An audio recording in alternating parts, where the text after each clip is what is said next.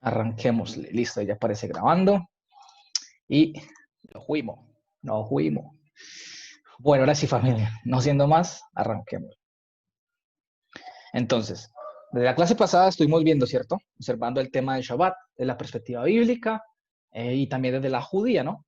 Comprobando que muchos elementos de esta época, pues, moderna en que estamos, se practican algunos elementos de allá que no tienen nada que ver con esa época. O sea, es decir, que lo que les acabo de decir, que muchas cosas que agarramos y que decimos, son del primer siglo antes, pero no tienen nada que ver con esa época, ¿cierto? Pero por eso, esta clase es bastante importante para conocer, digamos, a nivel histórico, qué fue después escrito después del Talmud, cómo fueron avanzando, cómo fueron agregando más elementos y libros, ¿cierto? Así que, pues, cabe recordar, y vuelvo y ratifico, la Mishnah es la escritura judía más antigua que utilizaron en el siglo I como base, ¿no? Entonces, y conocimos que la Mishnah fue terminada hacia el año 250 después de Cristo, nos vamos a preguntar algo más. Bueno, eso solo quedó allí. ¿Sigue algo más? Pues bueno, vamos a arrancarle. ¿Listo? Entonces, hacia el 250, la era común, ¿cierto? Ya les expliqué que la era común es después de Cristo y antes de la era común, pues antes de Yeshua, antes de Cristo, pues lo mismo. Cuando se termina de compilar la Mishnah, siglo más adelante y más preciso hacia el siglo V, en la era común, después de Cristo, se evidencia la compilación de lo que se conoce como ¿qué? La Gemara, del arameo Gemara, la cual significa conocimiento recibido ¿por qué? Por tradición. ¿Listo? Eso significa Gemara. En muchos casos se pueden escuchar a muchas personas decir que el Talmud es la Gemara. Y pues no es así, ¿vale? Entonces, la Gemara es el conocimiento prácticamente, o sea, no es el, a ver, ¿cómo te digo? La Gemara no es el conocimiento especulativo ni imaginativo nuestro en sí, no, sino que es algo que viene por imaginar, por tradición, en este caso, ¿vale? Viene de tradición en tradición en tradición. El Talmud no es lo mismo que la Gemara, a pesar de que la Gemara es la mayor parte del Talmud y la compone, ¿no? O sea, eso es una realidad. Ahí está. Entonces, hay, además de que se diferencian por dos términos totalmente distintos. El Talmud es algo más explicativo y la Gemara enfatiza prácticamente en lo que se ha recibido de la tradición, ¿cierto? Y pues en eso se encuentran comentarios también respectivos al tema, las discusiones. Acuérdense que esos comentarios son discusiones rabínicas, ¿no? Entonces se van a encontrar ese tipo de cosas allí. Pero para uno poder comprender bien las diferencias, literalmente tocaría, perdón, es que hace días tengo una carraspera. Bueno, hace años. Tocaría leer bastante el Talmud para poder entender cuál es la gran diferencia, ¿no? Entonces, aquí como está en pantalla, el hecho de que la Gemara abarque la mayor parte del Talmud de igual manera y de forma lingüística son dos términos diferentes, ¿vale? Puesto que el Talmud alude a qué? A la explicación, ¿vale?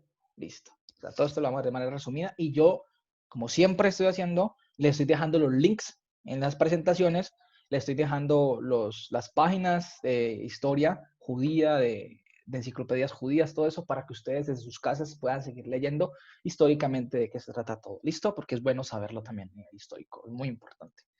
Entonces, listo. Continuamos. A los transmisores del mensaje en este periodo, ¿cierto? O época se les conocía con el título técnico de ¿qué? Amoraim. Los amoraim en arameo. Aquí está la palabra en arameo amoraim y viene la palabra amorá. Entonces, estos prácticamente son referenciados a aquellos que en la época del Segundo Templo eran los altavoces, intérpretes o comunicadores, ¿cierto? Y se encargaban de explicar las decisiones por los ancianos tomadas hacia la comunidad. Entonces, se entiende que vimos la semana pasada que hablábamos de los Tanaim, ¿cierto? Que fueron los primeros, ¿cierto? Los Tanaim, los repetidores, los de la Mishnah. Pero en este caso, en esta época, en este periodo, se le llamaban los ¿qué? Los Amoraim. ¿Listo? En el Talmud de Babilonia se distingue claramente entre los Tanaín de los Amoraim. ¿Listo? Entonces, la semana pasada vimos de la Mishnah los Tanaín. Y ahora para este siglo, para este periodo después de la Mishnah, los Amoraim. ¿Listo? Simplemente significa, o sea, los que repiten. Es la misma función. Repetir, interpretar las decisiones de los ancianos. ¿Vale? Y dice así. Tiempo después comenzaron a llamarse Rav a los Amoraim de Babilonia y Rabí a los de la tierra de Israel. Entonces, ¿cómo es esto? Pues anteriormente, pues los maestros de Israel no tenían títulos, ¿cierto? Vimos que muchos en la época le llamaban por su nombre, lo cual era un respeto tremendo que a vos se llamaran por el nombre. Ah, la persona tal, fulano de tal, ¿cierto?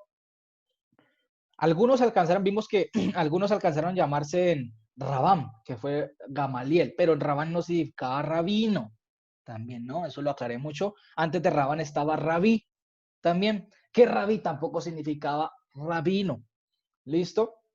Entonces, el término rabino, de una vez para salir de la duda, se consolida a partir del ¿qué? Del siglo V. O sea, no era antes, imagínense, 500 años después, 5 siglos después, viene la palabra rabino. Y muchos se la atribuyen a Yeshua por una escritura que de hecho no está mal, o sea, que aparece rabí, ¿cierto? En la carta de Juan. Pero si se entiende bien el término, no está refiriendo que Yeshua era un rabino. Ya vamos para allá. Entonces, la palabra Rab y Rabí venían del siglo I. Pero resulta que hoy en día a Yeshua se le llama rabino, ¿cierto? Cosa que no es correcta. O sea, decir que Yeshua es un rabino, que Jesús es un rabino, no, eso es hasta una falta de respeto porque estaríamos rebajando a Yeshua a un humano corriente. Si me hago entender, a un maestro, porque los rabinos entre ellos les gustan llamarse rabinos, entre los ¿qué? Entre los eruditos de medio de los judíos, todos ellos, y realmente Yeshua no era de este mundo como tal. A pesar de haber vivido en esa región en medio de los judíos, hemos visto que Yeshua no era de este mundo. Era totalmente, a pesar de que vino a ser semejanza de hombre en carne y hueso, no quería decir que era humano como nosotros, tal como tal. ¿Me hago entender? Entonces, no era posible que le dijeran rabino. Primero porque el término no existía en esa época. ¿Listo?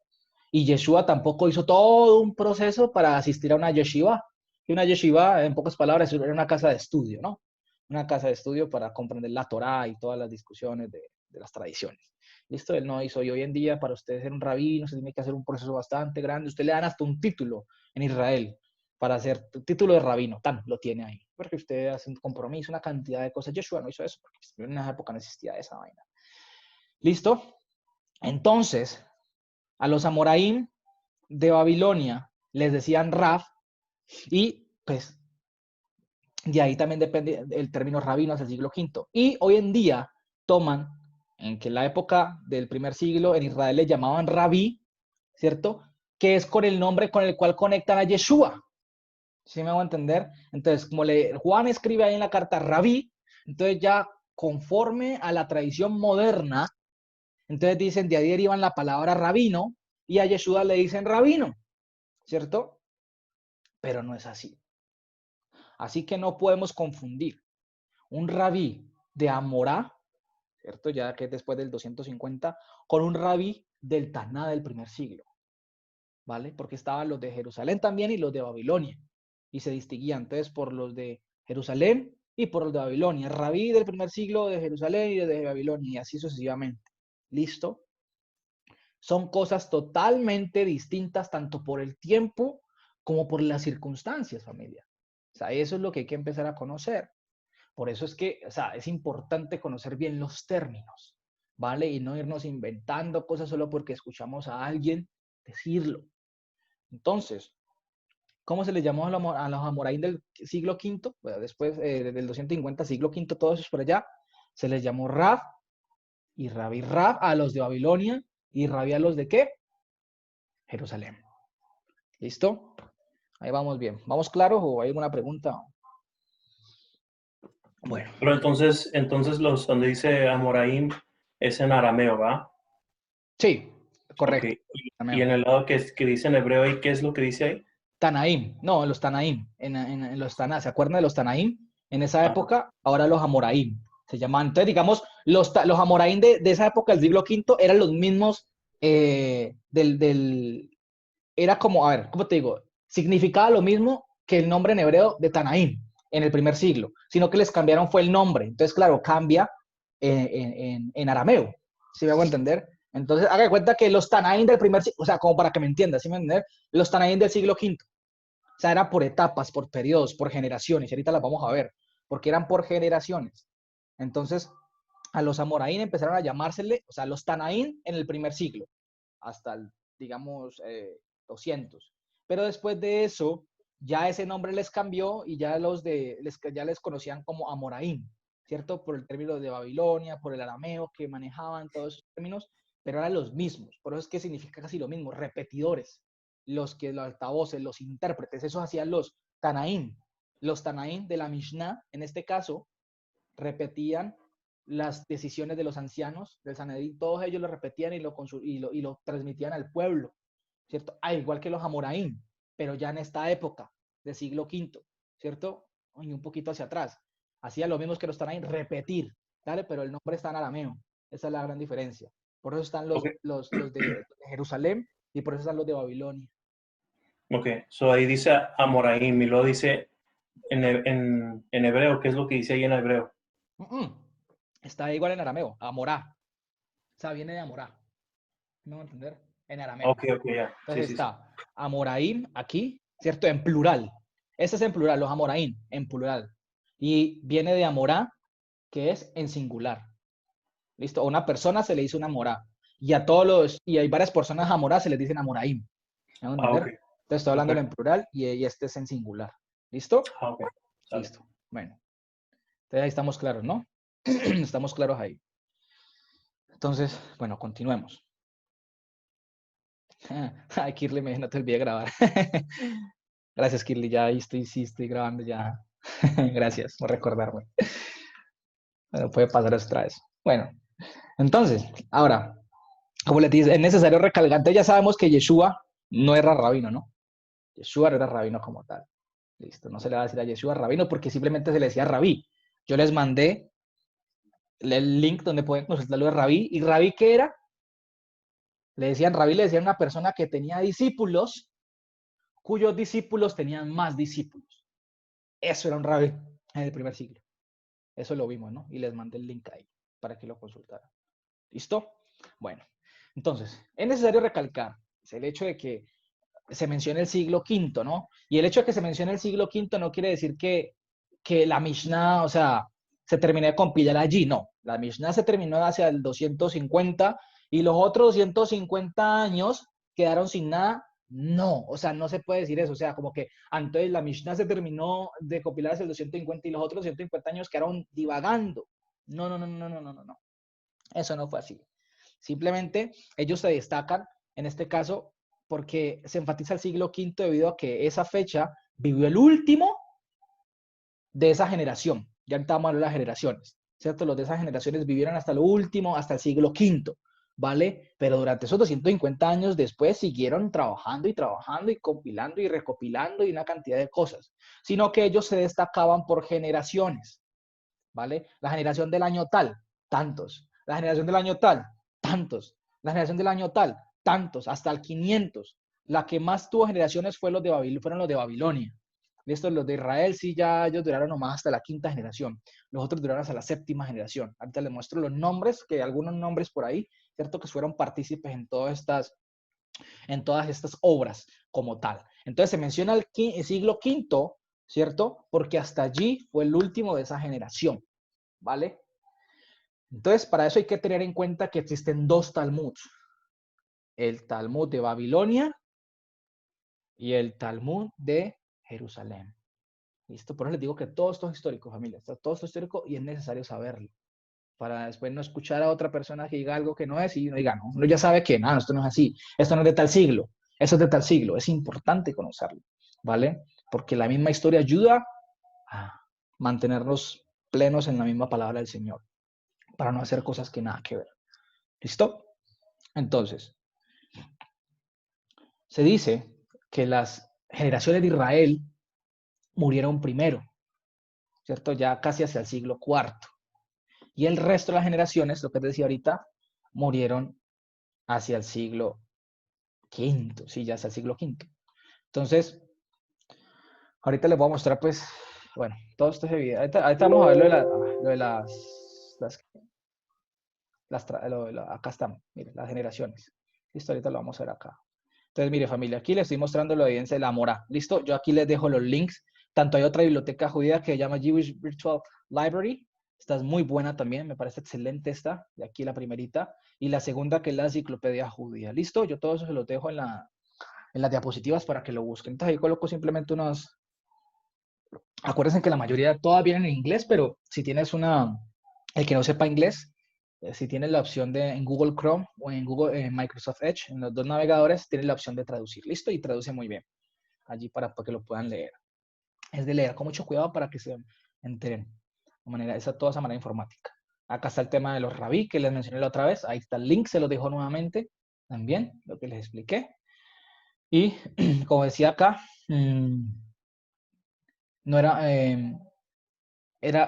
estaba así. Acá está, el tema de que los rabí es un discípulo que tenía más discípulos. Miren, acá está, ¿cierto? Acá está, mire eso. Entonces, es algo que no es inventado como tal.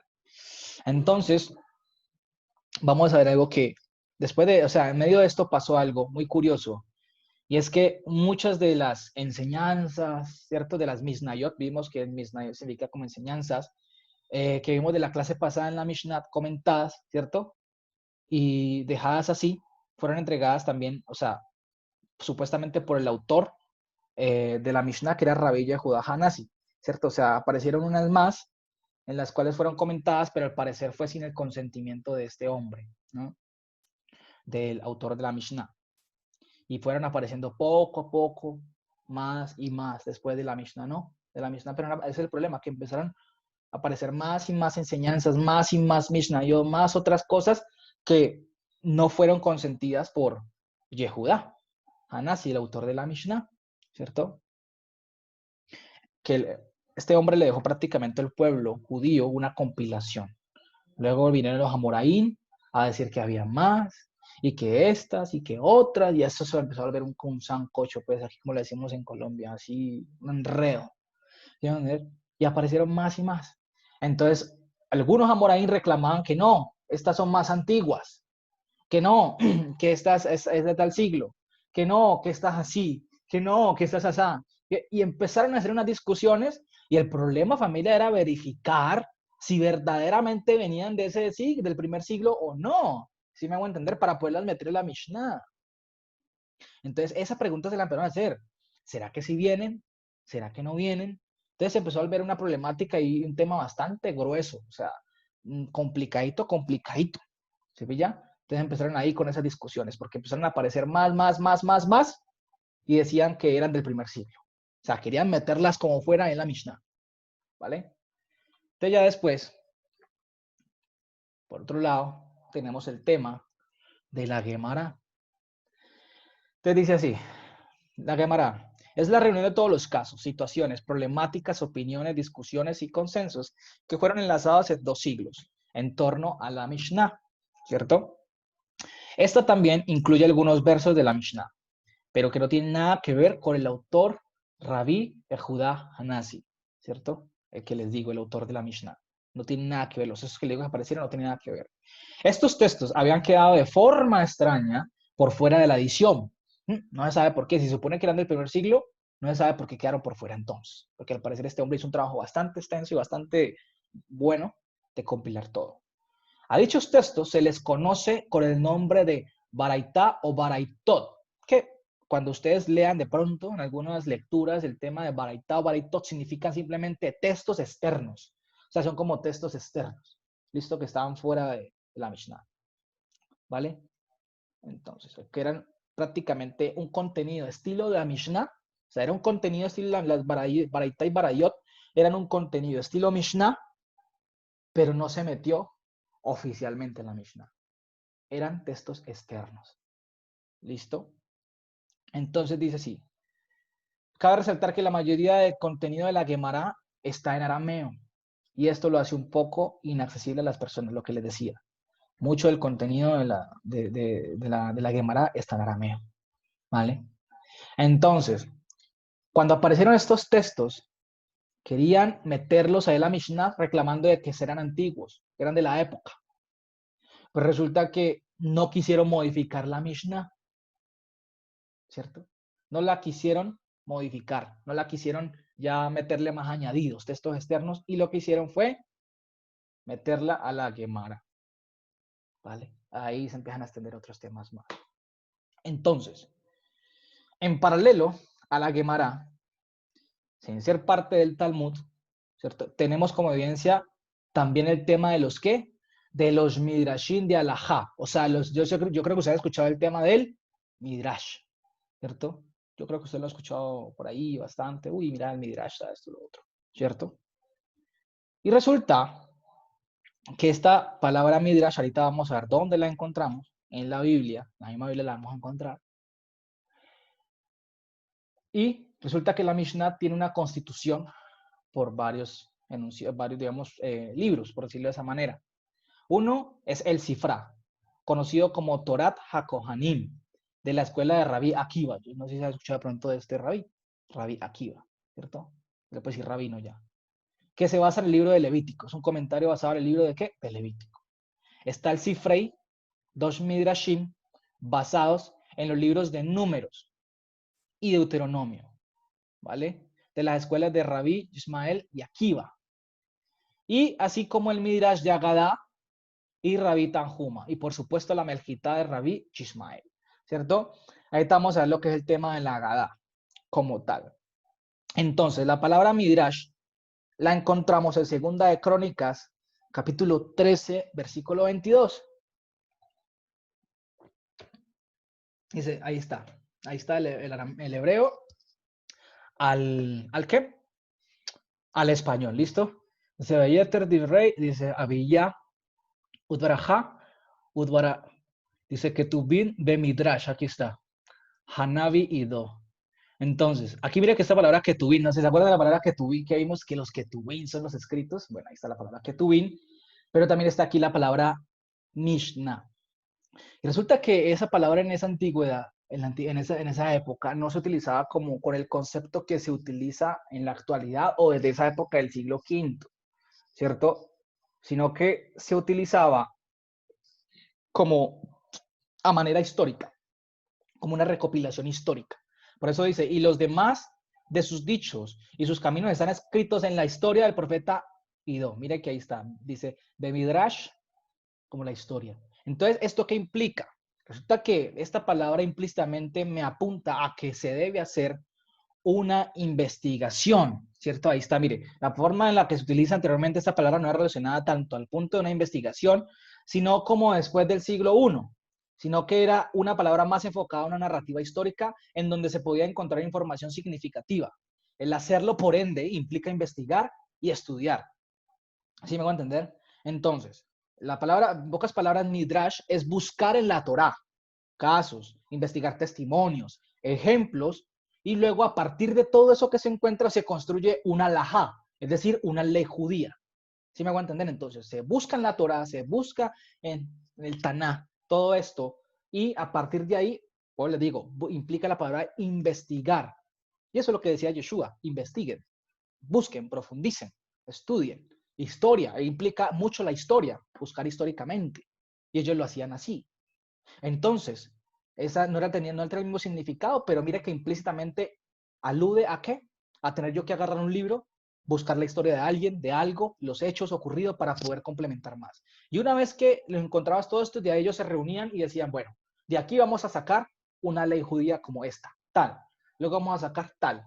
Luego, y así, y así, y así, así. Vimos, o sea, nosotros ya, ¿se acuerdan que vimos unos casos prácticamente del Shabbat, sobre todo lo que habían colocado ellos y el Señor no había dicho? La semana pasada lo vimos con la Mishnah, todo lo que ellos habían dicho que se tenía que hacer en Shabbat, esto y lo otro, y resulta que el Señor jamás había dicho eso. ¿Mm? Entonces, tenemos que decir también y respetar de que, a pesar de que el Señor no lo había dicho, el tema de la Mishnah era la base de los judíos de la primera época.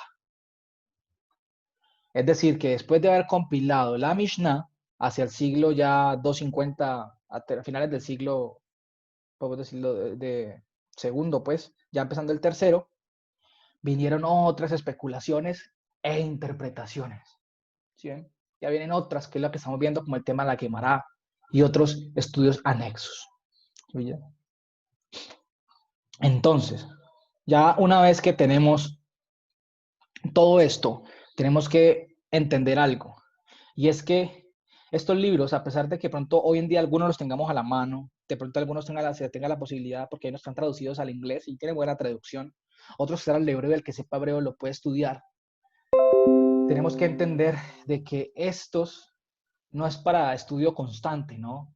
A ver, el propósito de esto es yo mostrarles como evidencia de todo lo que hay, pero mi propósito es que estudien el Evangelio, estudien el Tanaj, porque ese tiene que ser nuestro fundamento.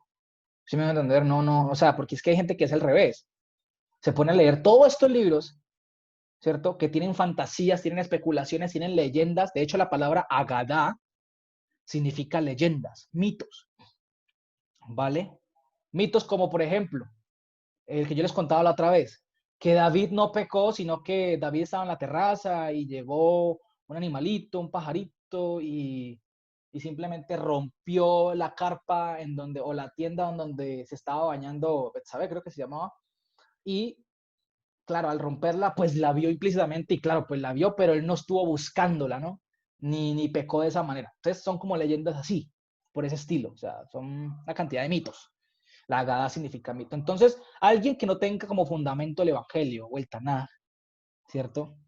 O la Torá o el Antiguo Testamento, como se llama, realmente estas historias, si las lee, lo pueden hacer tambalear y confundir. Entonces, mi propósito es, yo les muestro esto como evidencia de todo lo que se ha venido formando, pero no es para que la vayan a empezar a leer y todo el tiempo. Bueno, hay algunas que van a leer porque pues, están en arameo, otras en hebreo, y pues si no se sabe ese idioma, pues baila. Pero es eso, familia.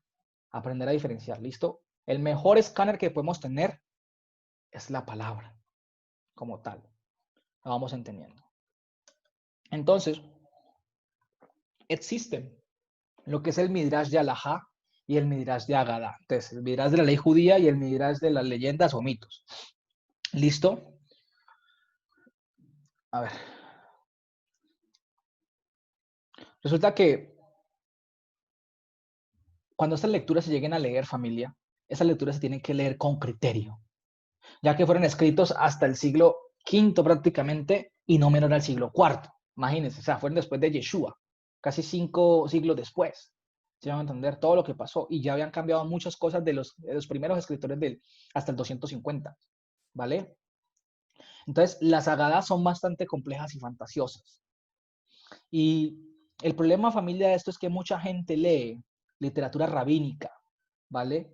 Y no sabe ni siquiera de qué fecha son y le atribuyen, el problema es que le atribuyen eso a todo el comportamiento de una nación, a los israelitas, ¿sí? A los israelitas, de todo el mundo antiguo, y piensan que era palabra de Dios, y piensan que eso lo practicaban los israelitas del primer siglo y los de antes del primer siglo, y empiezan a atribuirles. Hay mucha gente, familia, que yo he visto, vea, lo hago sin ánimo de ofender, he visto unos movimientos bastante fuertes, o sectas, diría yo, que como en el tema del mesianismo que se llama, o incluso lo que se llama raíces hebreas, ¿cierto? Por eso a mí no me gusta llamarle raíces, porque es que no se trata de llamarle una denominación, ay, yo soy de las raíces hebreas, ay, yo soy de la Torah, no.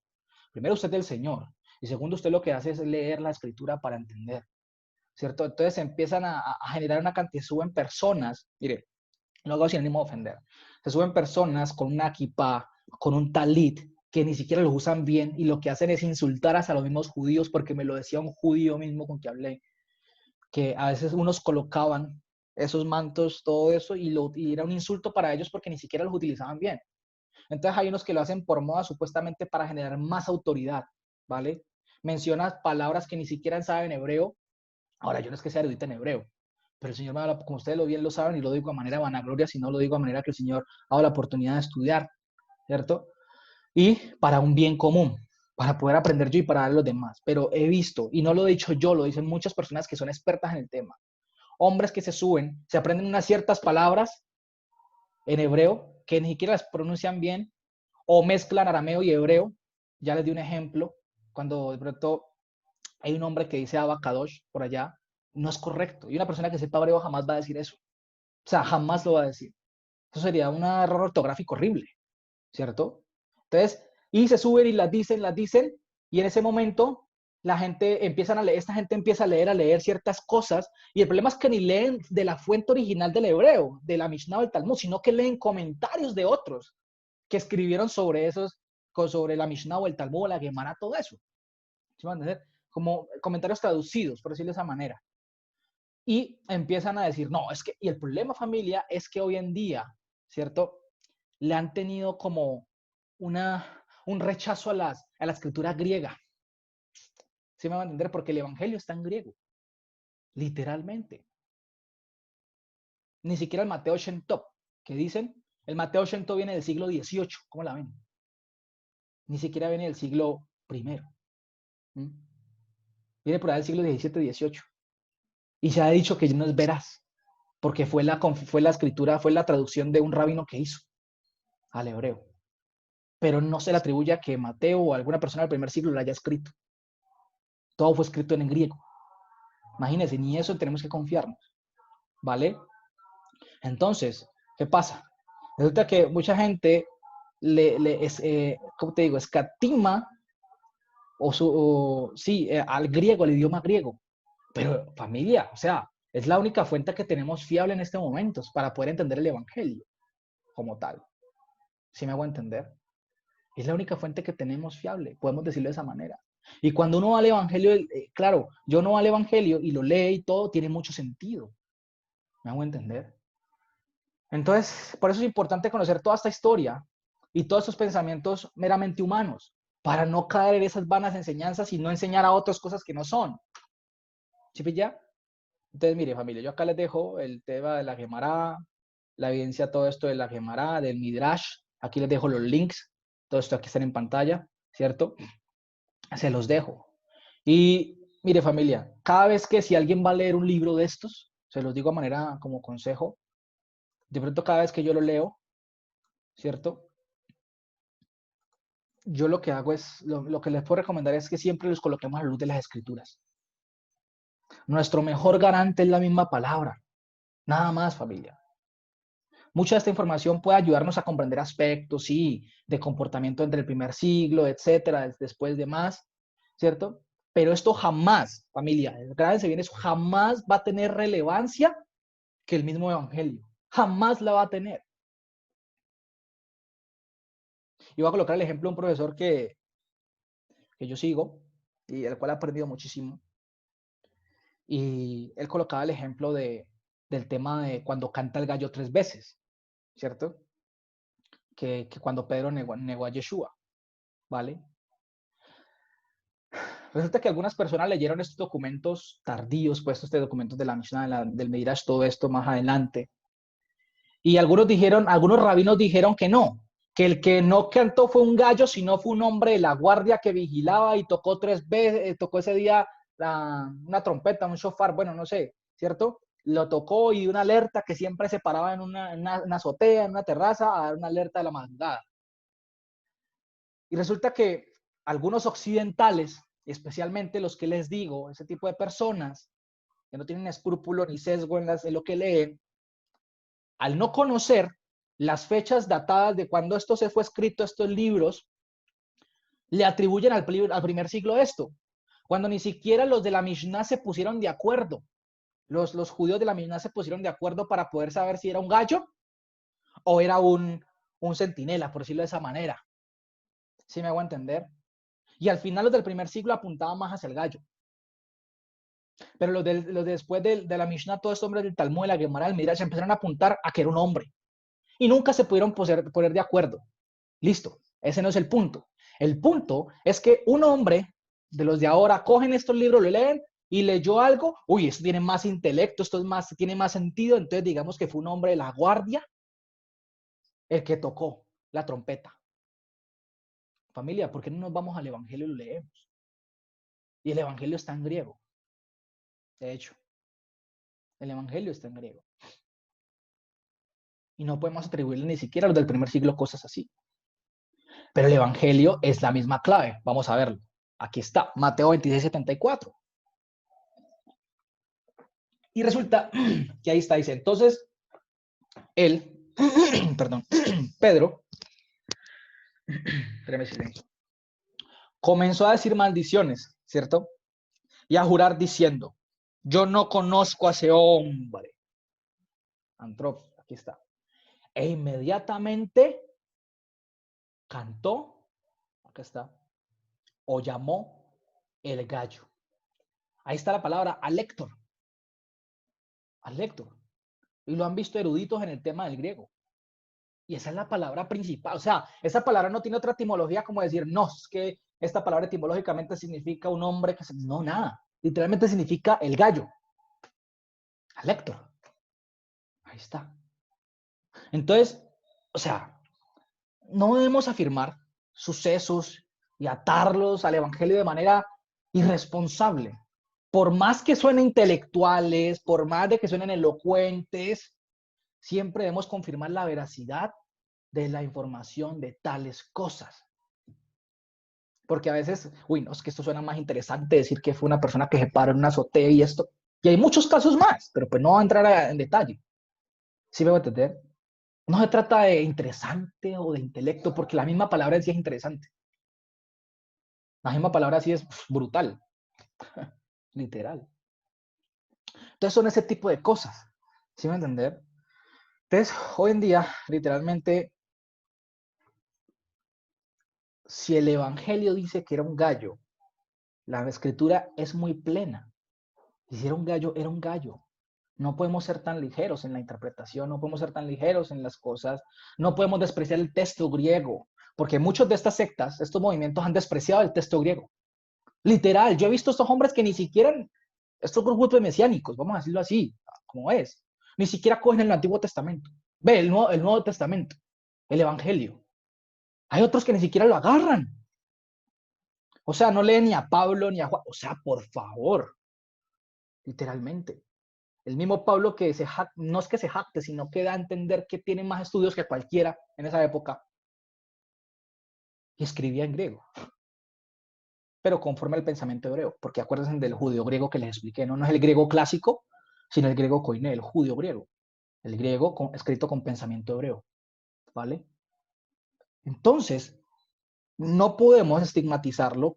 Y eso lo suelen hacer muchos a veces de raíces hebreas o muchos del mesianismo que quieren desvirtuar el texto griego y ni siquiera saben hebreo o ni siquiera están estudiando o hacer el esfuerzo al menos, ¿cierto? Y es lo mejor que tenemos aquí, el texto griego del Evangelio. Ya, no podemos rabinizar pues el texto del Evangelio, ¿no? Porque simplemente a uno no les pareció, entonces no tiene nada que ver con el Evangelio, la parte de atrás, con esto y con lo otro. O sea, no, por favor, no podemos ser tan ligeros ni responsables, ni infantiles en ese sentido. ¿Sí me va a entender? Por eso tienen que tener cuidado con quienes estudian. Por eso tienen que tener cuidado a quienes escuchan, verdaderamente. Una persona que no lea el Nuevo Testamento, no, o sea, no debería ni escucharlo, te lo digo. Así de simple te lo digo, de verdad. Por eso uno tiene que tener mucho, mucho, mucho y bastante cuidado a quien sigue, ¿vale? Bastante, bastante cuidado. Entonces, bueno, continuando con esto, familia, vámonos para acá, para la siguiente diapositiva, ¿cierto? Que es donde tenemos las generaciones de los Amoraí, la tierra de Israel y la tierra de Babilonia, ¿no? Como les hablé, había unas generaciones del año 250, ¿cierto? La generación, acá están los nombres, bueno, acá están Rabiarina, bueno, todos estos acá, la tierra de Israel del año 250 y la tierra de Babilonia del año 250. De la tierra de Israel de 280 en la Babilonia del 280. De la tierra del rey 310 y de Babilonia 310. Acá están los nombres, ¿vale? No vamos a hacer mucho énfasis en eso. Tierra de Israel en el 340 y los de la tierra de Babilonia, la generación cuarta, en el 340 también. ¿Listo? La tierra de Israel, quinta generación. Y aquí ya terminan los de la tierra de Israel, el 380. Y mire que continúan Babilonia 380, quinta generación, y sigue la sexta generación en 430, y termina la séptima generación hacia el 500, ¿vale? Aquí está, en este caso entonces, ¿vale? Entonces aquí se evidencian algunos de los nombres de las generaciones de los Amoraín, de tierra de Israel, Talmud de Babilonia también, y realmente que, a ver, ¿cómo les explico?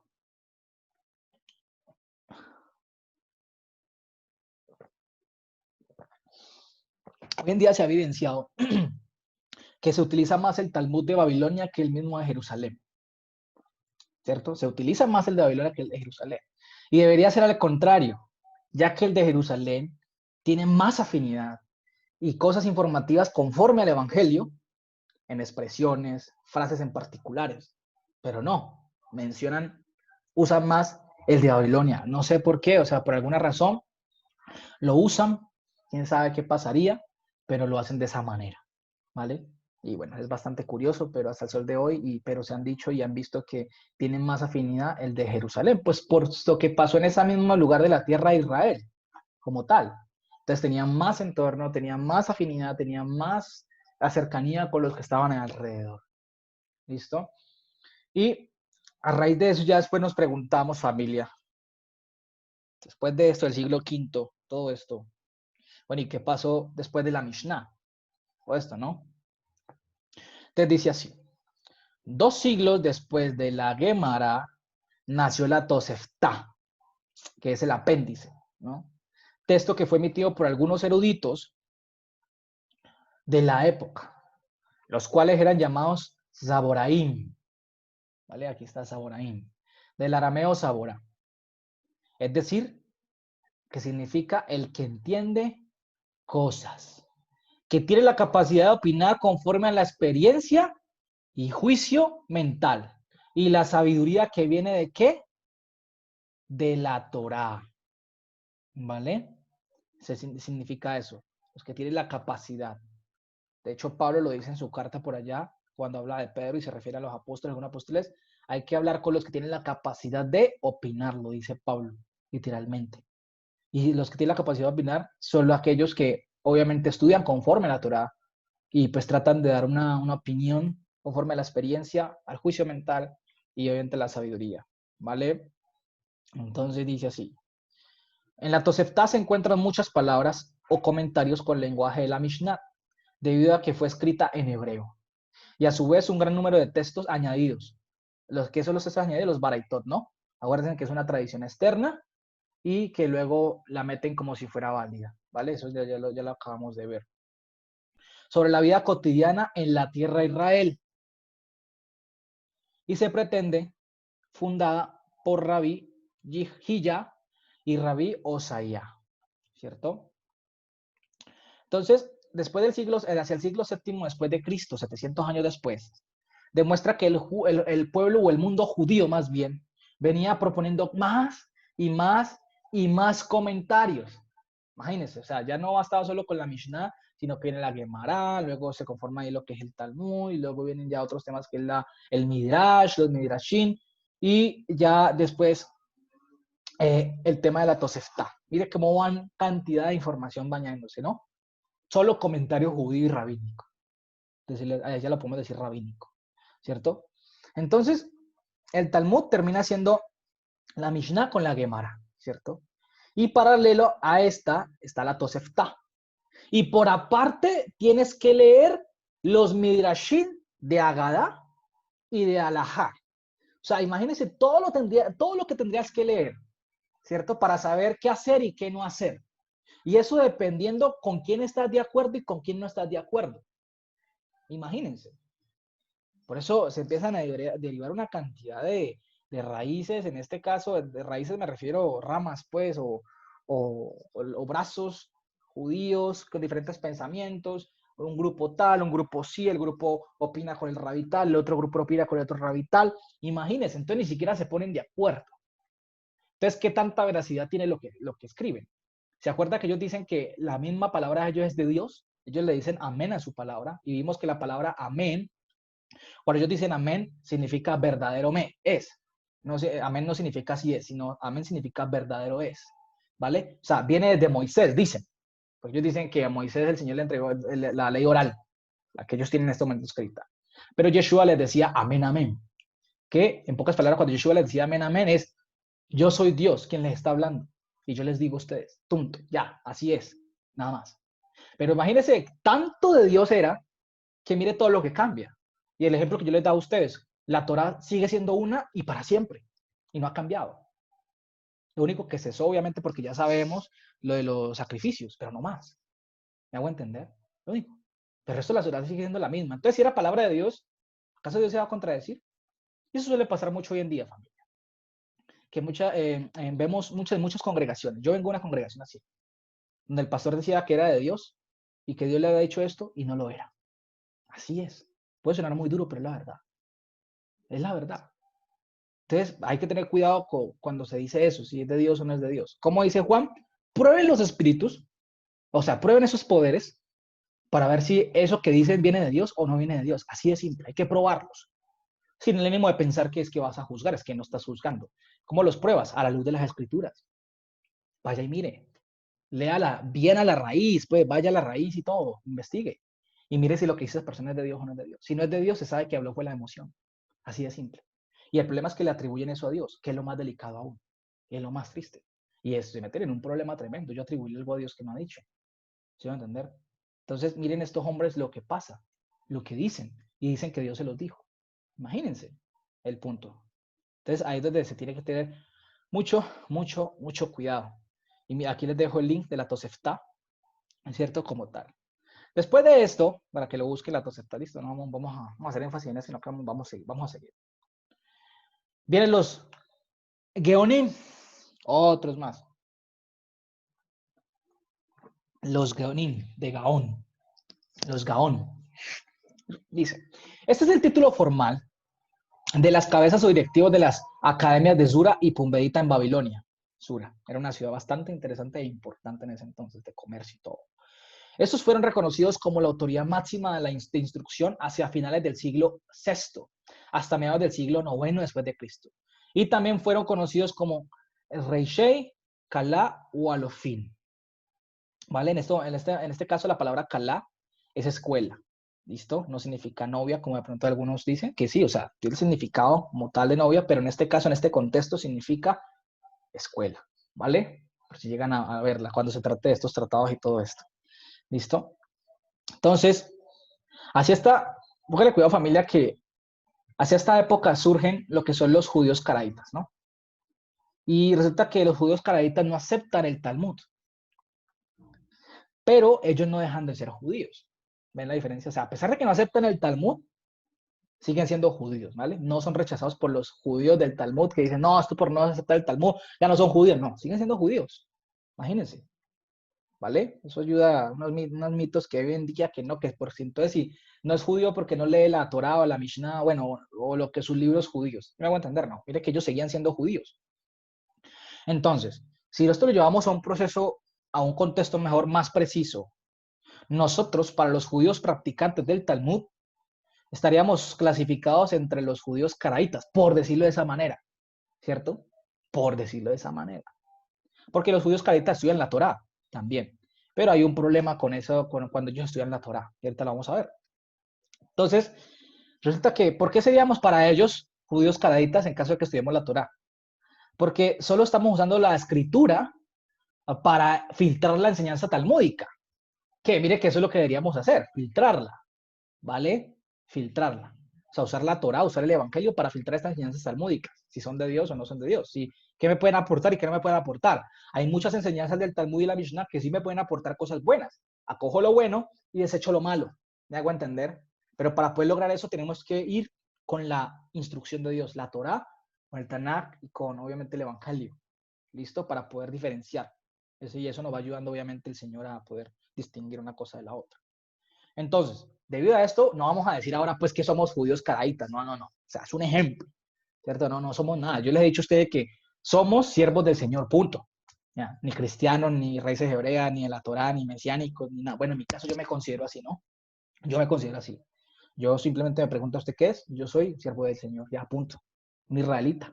¿Por qué? Y les explico a los israelitas por qué somos israelitas. Porque Pablo dice, antes estábamos los gentiles, estaban alejados de la ciudadanía de Israel, pero ahora ya estamos, ¿cierto? Porque hemos sido llamados por él y por ende podemos ser llamados israelitas. No como parte de una nación, como la que está allá en Israel, en Jerusalén en este momento, no, sino la celestial. Listo. Entonces, vuelvo y les digo, el hecho de que de pronto nos puedan, o sea, que ellos de pronto tengan una concepción de que podemos ser caraditas por ese tema, ¿no? No es que ahora vamos a decir, es que yo soy judío caradita. Yo conozco un amigo en Bogotá que él dice, yo soy judío caradita. El problema es que los judíos caraditas niegan a Yeshua. Ahí ya está el tema. Y nosotros no negamos a Yeshua. Y aparte de eso, niegan el evangelio. Imagínense, nosotros ni negamos a Yeshua ni negamos el evangelio, ¿cierto? Y otras evidencias bíblicas más, que para nosotros son un gran sustento. ¿Se me va a entender? Entonces, para ellos la Torá, para los caraditas la Torá, es lo que tú entiendes y punto. ¿Cierto? Porque ellos la interpretan a plena literalidad. Y no debe ser así tampoco. ¿Sí me voy a entender? Ellos la interpretan lo pleno literal. La puta aquí dices, así es. O sea, por favor, vamos más allá un poquito. O sea, no es que vamos a especular, no. No se trata de especular cuando se trata de decir ir más allá. Perdón, no es especular. Se trata de investigar más, conectar con otras cosas más. ¿Qué es lo que quiere decir? ¿Me hago entender? Y ellos niegan a Yeshua. Y mira, yo les voy a decir una cosa, familia. Si usted no tiene el evangelio, que narra la historia de los acontecimientos de Yeshua cuando vino acá y todo, a pesar de que el Antiguo Testamento habla de Yeshua proféticamente, ya el Nuevo Evangelio se cumple todas esas profecías, pero no quiere decir que le dé invalidez al Antiguo Testamento, no, sigue siendo válido, es un solo libro. A lo que me refiero es que el Nuevo Testamento no se puede desechar, ¿por qué? Porque simplemente, familia, es el sustento que tenemos para conocer las obras de Él y, y el nuevo contenido, digamos, por decirlo así, de los apóstoles, lo que escribieron, todo esto, lo que las enseñanzas que dejó Yeshua, ¿vale? Que en un orden diferente porque es que los judíos desde antes y el pueblo de Israel las venía desordenando, las venía desorganizando y acomodando a su manera. Yeshua lo que vino fue organizarlas otra vez, darle un orden. ¿Qué vimos en Efesios 2:15? Que está mal traducido ese texto allá. Dice que él vino, o sea, que él murió y que en su cruz quitó todos los mandamientos que estaban en ¿qué? En dogmas. ¿Se acuerdan? No era que él vino a quitar la ley, como muchos se pegan de ese texto mal traducido, no. Quitar los mandamientos en dogmas. Ahí está en griego, usted lo puede mirar. Quitar los mandamientos dados en ¿qué? En dogmas. ¿Cuáles dogmas? Todo este poco de cosas que estamos viendo, que son dogmas. De pensamientos de hombres. ¿Me hago entender? Entonces, es nuestro sustento. Entonces, ya uno no va a decir, es que yo soy judío caladita. Usted niega a Yeshua, usted niega la Torah. Perdón, usted niega el Evangelio. Que no. Bueno, entonces usted no es caladita. No tiene por qué decir eso. ¿Sí me van a entender? Entonces, resulta que, a pesar, o sea, de que los judíos los caraditas negaron a Yeshua y el Evangelio, hay algo muy importante con ellos. Y es que los caraditas formaron su propio calendario y no fueron considerados apóstatas. Y de hecho, hasta el sol de hoy, algunos estudiosos mismos se han dicho, y cuando uno empieza a leer todo esto, el calendario de ellos está más acertado que el de mismo los judíos ortodoxos y todos ellos. Pero ¿por qué no lo aceptan los judíos ortodoxos ni nada? Por su orgullo, por su prepotencia. O que vamos a aceptar esto de los judíos caraitas. No, no, no, no. Literalmente se ha comprobado que está mejor datado el calendario caraíta. Literal. Está mejor datado que el de ellos. Por un mes, por un día, por un año. Está mejor. Pero a ellos no lo llaman apostas por eso. Ni los mismos judíos ortodoxos le llaman apóstatas, ¿no? Siguen siendo judíos. Pero con una línea diferente de pensamiento. Entonces, a ver. Lo que tienen en común entre estas dos ramas, ¿cierto? Es que ninguno tiene a Yeshua como su Mesías. Ni el ortodoxo ni el caraíta tienen a Yeshua como el Mashiach. Que ahí ya empezamos mal. Como lo tenemos nosotros. Él sí es nuestro Mashiach. Por eso, familia, es muy importante saber con quién se estudia. Hay hombres en la actualidad como Adolfo Reutemann, Nehemia Gordon, Mario Sabán, los cuales sí, o sea, pueden tener un conocimiento histórico de las cosas. ¿Para qué vamos a decir mentiras? Pero cuando se trata de no creer en Yeshua, prácticamente pueden llegar a un punto de desvirtuar al mismo Yeshua y pueden confundir a las personas. Mire, por eso cuando lleguemos a escuchar a los familias de ellos, hay que estar muy bien fundamentado en conocimiento para que no vayamos a tambalear. Lo más recomendable sería no escucharlo y buscar otras fuentes confiables, eso les digo. De hecho, cuando Reutemann estuvo allá en Solferino, allá en Unimeir, que fue invitado, yo puedo notar en él eso. Y un amigo, un amigo Nimeiri, y allá lo hablamos los dos.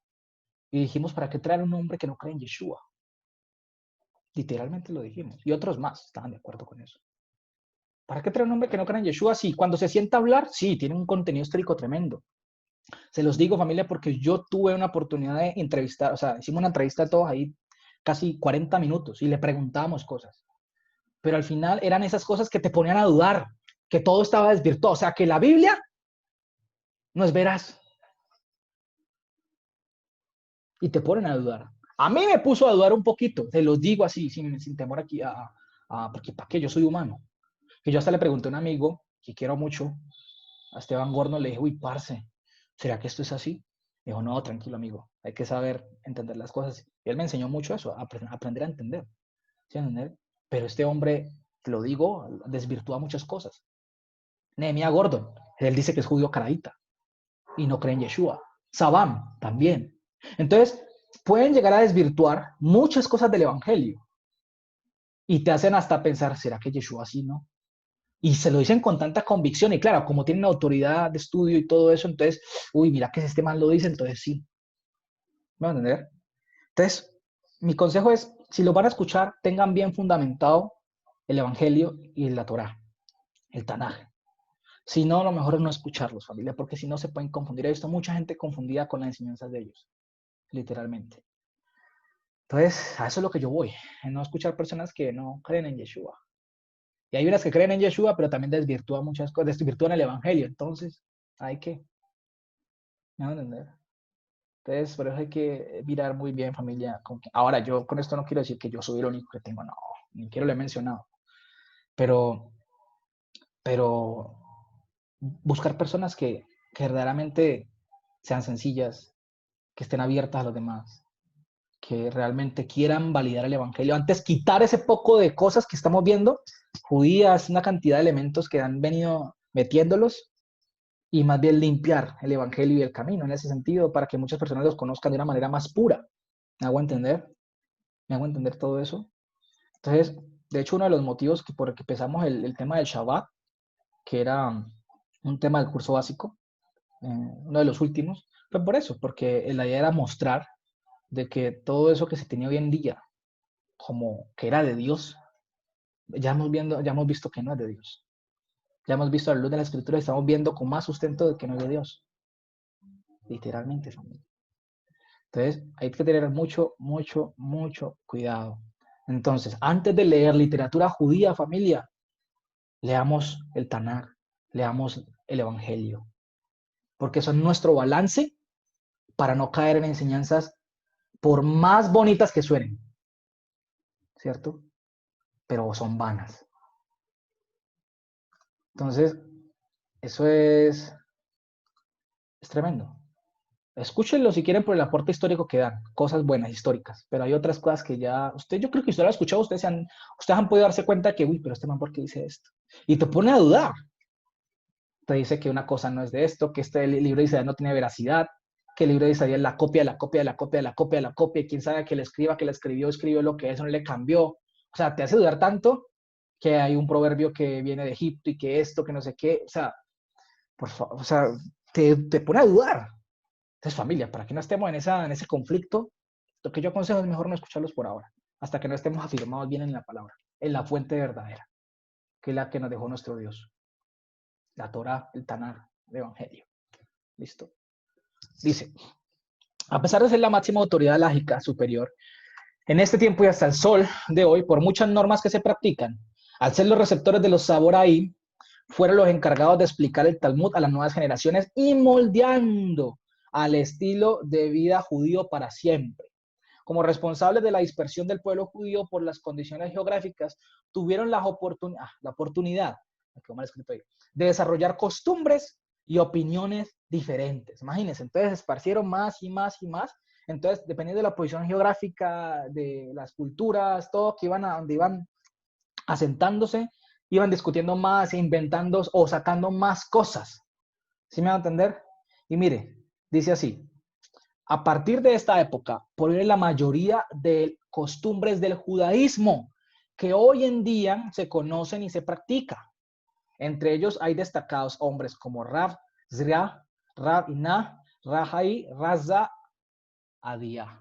Aquí están las fuentes, ¿cierto? Que yo aquí tengo acá como tal, en este caso. Entonces, ¿qué estamos diciendo? Que la mayoría de las prácticas del judaísmo de hoy en día vienen de la época de los Geonim, ¿cierto? Después vienen los sucesores de estos. Algunos hombres conocidos como Maimónides, Rashi, Ibn Ezra, otros como Malvin, ¿cierto? Etcétera, hay muchos más. Pero resulta que hay unos que eran lingüistas impresionantes y conocedores de la gramática hebrea a tope, o sea, a todo dar, eran increíbles. Uno lee los comentarios y pucha, ¿no? Pero resulta que en la actualidad, la mayoría del judaísmo moderno se basa en dos grandes figuras. Una es Rashi y la otra es Maimónides, ¿cierto? Y resulta que estaba leyendo que Maimónides nunca supo hebreo, imagínense, y tampoco lo escribía. Entonces, una persona con un comentario de ese tamaño y que no sepa estos idiomas, que es lo mínimo, pues estudiar la Torá, ¿qué validez va a tener en su comentario? ¿Mm?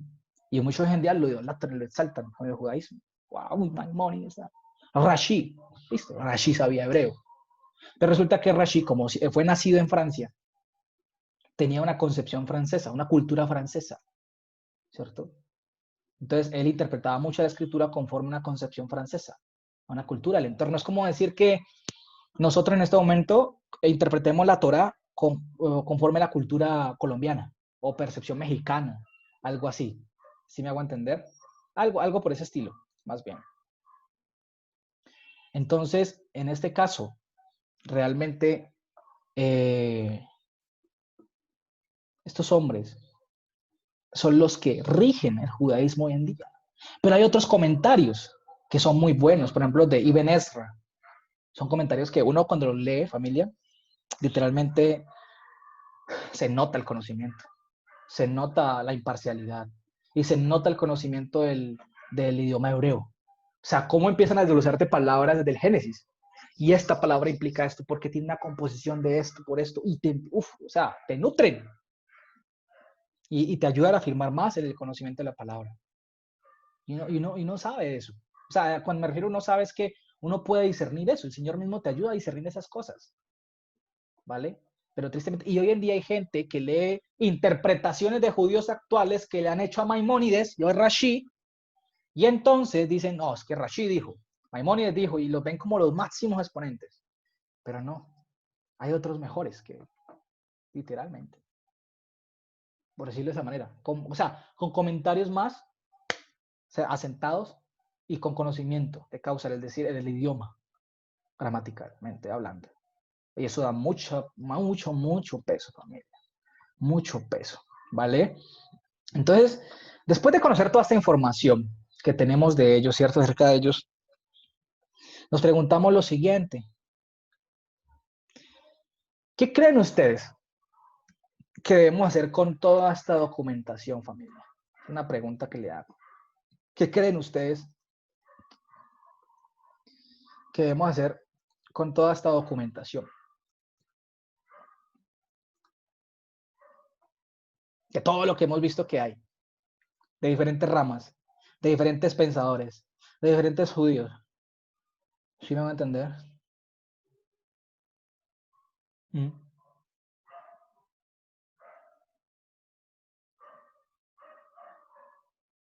Ay, ¿por qué tan tímido, hombre? ¿Por qué tan tímidos? Steven, usted lo ha dicho, pues infortunadamente a través de la historia, hombres no temerosos de las cosas del Señor, ¿ya? Irresponsablemente digo yo, porque son dogmas y mandamientos de hombres que han confundido la Torah del Señor. Por eso es importante lo que usted está enseñando, lo que Dios está dando en usted para que no lo pase. Esto nos instruye y nos pone alertas. La palabra misma lo dice que nosotros debemos de tomar lo bueno, por eso se debe leer la Torah, el Evangelio del Señor, tomar lo bueno y desechar lo malo, ¿ya? porque el mismo Señor lo vino a eso. El Mesías vino en su ministerio. Yoshua vino a quitar las tradiciones de los hombres, ya, mandamientos de hombres. Todo eso se debe desechar, tomarlo bueno, definitivamente para nosotros. Eso me Exactamente. parece. Sí, exactamente. Exactamente. Eso es muy cierto. Eso es muy cierto. Y es lo que debemos empezar a analizar. Y todavía no hemos terminado. Vamos a seguir un poquito, me falta un poquito más. ¿Sí me van a entender? Porque eso es lo que, o sea, ya eso lo dejo a disposición de ustedes. Porque ya ustedes verán qué hacen con esa información. Todo lo que hemos visto que hay. O sea, y uno va a decir, bueno, ¿en qué va a pasar más mi tiempo? ¿En leyendo el Evangelio, la Torá, el Tanaj, lo que verdaderamente, o en leer este poco de cosas y discusiones? Bueno, si tú ya te leíste todo el Evangelio y la Torá y el Tanaj, bueno, en fin, como le quieras llamar, el Antiguo Testamento, el Nuevo Testamento, listo, hay que nunca dejar de leerlo porque cada vez aprendemos cosas nuevas. Por eso no nos podemos conformar nunca, como que, ya me lo leí, ya hice un estudio de esto y ya ahí lo tengo, ¿sí me hago entender? No, hermano, siga leyendo porque cada vez se va a aprender cosas más nuevas. No podemos llegar a un estado de conformismo, ¿sí me hago entender? No puedo llegar a un estado de conformismo como que yo me senté, ya grabé aquí lo del Shabbat y todo, ya listo, y quedó grabado en internet. Y yo ya me desligo del Shabbat. No, personalmente tengo que seguir estudiando porque hay cosas increíbles.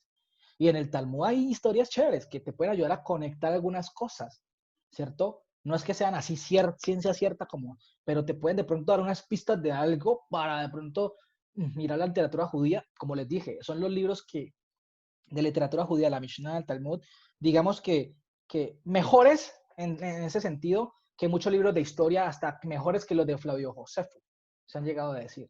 Imagínense. Que Flavio Josefo también se ha dicho que es un historiador del berraco, pero muchas cosas que él ha dicho ya están tambaleando por historiadores que siguen ahora mirando que no fue así. Entonces, son cosas, y no quiere decir que porque sea buena literatura judía, entonces es verdadero todo lo que dice ahí. No, hay que aprender a leer, hay que saber discernirlo. Pero lo más importante, familia, es Tanaj, el Evangelio, la palabra de Dios. Esa es la más importante, antes que cualquier otra literatura. Entonces, eso es. Ana María dice, Maimónides hablaba ladino. No, Maimónides nació en España, de hecho. Imagínense. Creo que él terminó en Egipto, si no estoy mal. Fue astrólogo en Andalucía. Posiblemente hablaba Sí, es ese que idioma. él era parte de la judería del reino de Castilla-Aragón. Pero te digo, o sea, si él no hablaba hebreo, ¿y qué hablaba ladino o qué? No, o sea, no lo conocía el idioma, literalmente. Y es decir, o sea, hablaba, a ver, Porque hoy ladino en... era como un slang que tenían los judíos allá en España. yo Entonces, posiblemente era un hablaba, español arrastrado, una cosa ajá, así. podría andar andaluz, porque él fue astrónomo allá. Eso es, ¿Sí me va a es entender? porque le trabajaba a los árabes, ¿no? Entonces, Exactamente, trabaja los árabes y tiene un nombre en árabe, de hecho. Entonces, posiblemente no sé cómo hacía, ¿cierto? Hay unos que se ganan, mire, hoy en día, los digo así, los hemos visto, estos hombres en el mesianismo que se visten así como judíos, ¿cierto? Ya te doy la palabra, madre, como se visten como judíos, muchos dirán, uy, este sabe hebreo porque menciona algunas palabras. Yo creo que ese hombre de pronto pudo haberse aprendido varias cosas, ¿sí me hago entender? Pudo haber aprendido unas normal, pues ¿cierto? mínimo el Shema, pues al menos. Mínimo, pues, digámoslo así, y algunos elementos más.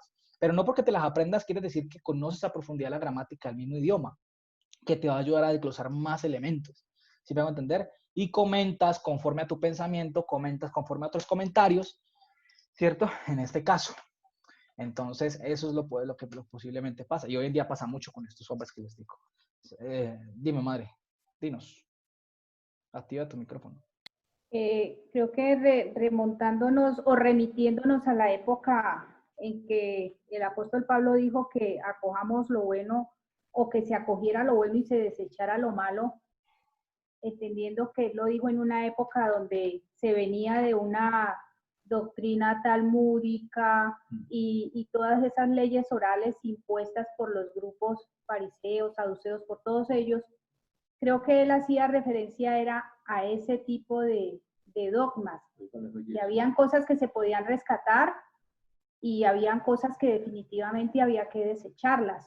Sí. Si yo traigo ese pasaje a nuestro tiempo, a lo que estamos viviendo ahora en las congregaciones, que uno escucha que se sube pues obviamente a los púlpitos y la palabra misma nos muestra que enseñan cosas que verdaderamente uno dice, o sea, esto no es. Y a uno le dicen, no, es que hay que acoger lo bueno y desechar lo malo. A mí personalmente no me siento cómoda teniéndome que estar en un sitio donde no escucho sino puro pensamiento de hombre. Y yo, pues en el caso mío, en el caso de nosotros, he preferido más bien apartarme. Lo que ahora con esto que se dice acojo lo bueno y desecho lo malo lo he entendido a qué se referían cuando lo dijeron en su momento. No, también, o sea, cuando se refiere a desechar lo bueno ve, el desechar lo malo y acoger lo bueno, es que, a ver, hay personas, digamos, escuchamos a Mario Sabán, hay contenido, usted misma lo escribió ahorita, o sea, hay contenidos históricos que uno le puede sacar a él muy buenos, historia en Roma, todos estos elementos de todo lo que pasó, y claro, eso es lo bueno. Pero ya otras cosas en que empieza a desvirtuar, o Royman también, hay cosas buenas que uno le puede sacar. Nehemiah Gordon hoy en día está siendo muy, ¿muy qué? Muy cuestionado. Muy cuestionado por sus teorías, por sus cosas que son muy ligeras y no son así. Entonces, una de las cuestiones que le han cuestionado, valga la redundancia, es el nombre del Señor, que él dice que es Jehová y que no sé qué, no, ya se ha dicho que no, ya se ha visto que no es así. O sea, ni siquiera las gramáticas aparecen eso así en los textos. Yo me he puesto a estudiar eso y es verdad, no aparece así. Pero eso es un tema aparte, pero el tema es que hay que aprender, o sea, hay que saber con quién se estudia y con quién no. ¿Sí me va a entender? Y si llega a escuchar a alguien así, pues bueno, escuche y acoge lo bueno y desecha lo malo, sí, borra eso. Y si lo queremos aplicar a la actualidad, bueno, o sea, familia, ya ustedes verán, uno les muestra la información, pero ya ustedes verán si se ponen a leer esto, si quieren empezar a practicar ese tipo de cosas, hacer ese tipo de prácticas. Ya es que queda en cada quien. Yo no voy a decirle a alguien no lo haga, o sea, mi consejo es no lo haga. Pero si lo quiere hacer, ya es pues problema suyo. Siempre y cuando usted jamás le vaya a imponer eso a otra persona y le vaya a decir que si no hace eso, entonces está desagrando al Señor o está violando tal mandato. Jamás vaya a decir eso cuando ya sabe la realidad de las cosas, ¿vale? Porque eso es una realidad. Porque es que, en fin, sigamos. Es muy tremendo todo eso. Y créame que esto lo hablo no para desvirtuar a otros ni para creerme más que otros, no. Créame que el Señor lo sabe en mi corazón, que no lo hago por eso. Si no lo hago es porque es una realidad que vemos. Es como no querer negarlo. Hay gente, el tema del COVID, hay gente que dice que no existe. Hermano, es que sí existe y toca hablar del tema. ¿Por qué negarlo? ¿Sí van a entender algo muy parecido a esto? Entonces, de eso es lo que se trata. Entonces, sí, es el Ruach HaKodesh que nos induce a toda verdad. El poder de Dios, la mente de Cristo, el Ruach HaKodesh, nos conduce a toda verdad. Entonces, yo les tengo prometido una enseñanza sobre el Ruach HaKodesh y les voy a dar, si Dios quiere, para que entendamos pues, de una vez por todas que el Ruach HaKodesh es la mente de Cristo. ¿Listo? Entonces, vamos, sigamos. Entonces dice así. Al ser un contenido tan extenso y denso por la cantidad de información que proviene de estas épocas, algunos eruditos o rabinos medievales propusieron e hicieron un orden a manera sistemática para poder tener una ubicación fácil y sencilla acerca del estudio y discusiones de la evidencia talmúdica sobre leyes, leyendas. Para esto, vamos a observar algunos íconos participantes de este proceso, elementos enfocados al día del Shabbat. Listo, vamos a ver algunos hombres como tal. Este hombre, Rabbi Yaakov ben Asher, 1269-1343. Nació en Alemania en 1304. Se trasladó a Toledo, España. De ahí parte hacia la tierra de Israel y finaliza el resto de sus días en la tierra de Quíos, Grecia. Es el autor de la obra conocida como Arba Turín, más conocida como Tur. Es una recopilación de los contenidos alágicos del Talmud y la historia judía. Y hay una frase muy curiosa que escuché, bueno, que este hombre escribió, ¿cierto? Y la frase dice, ¿cómo es que dice la frase? Yo la tengo escrita casi, no estoy mal. Oh, no la escribí. Ah, sí, acá está, yo la escribí. Yo la tengo acá. Dice, esta obra yo la escribo debido a que se han extendido esta obra yo la escribo debido a que se han extendido nuestros días en nuestra diáspora. Se están acabando nuestras fuerzas, se está engrosando nuestro corazón, o sea, es decir, que se está debilitando, pues se está cerrando el corazón. Se debilitan nuestras manos, se han engrandecido las divisiones, se han multiplicado las opiniones y no ha quedado una sola alajá en específico en la que no haya una diversidad de ¿qué? De opiniones. Mira lo que dice. Está diciendo que todo eso de atrás, de ahí para atrás, han sido puras opiniones en las cuales se ha multiplicado y cada alajá tiene una diversidad de opinión, dependiendo de la persona y de la rama. Imagínense, lo está diciendo una misma persona que escribió un libro en que se basan hoy en día para eso. El Arba-Turim. Y el Arba-Turim, ahí les dejo el link. El Arba-Turim es el primer gran compendio de leyes rabínicas, alajá. Esta literatura se encuentra dividida en 4 tomos o módulos. Estos son los siguientes.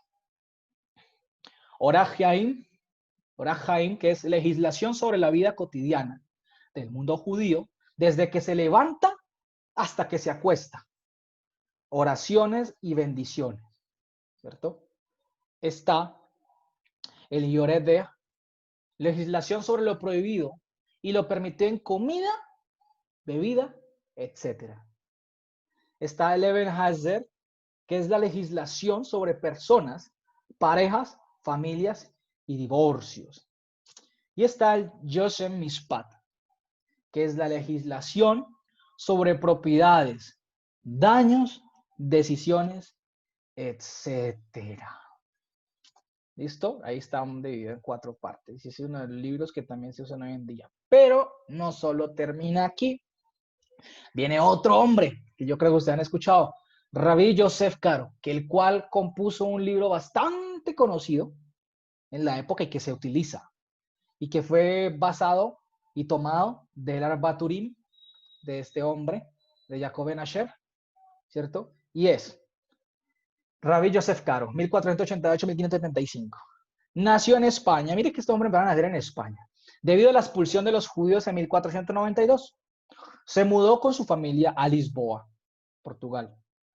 Y ahí pasó luego a Constantinopla.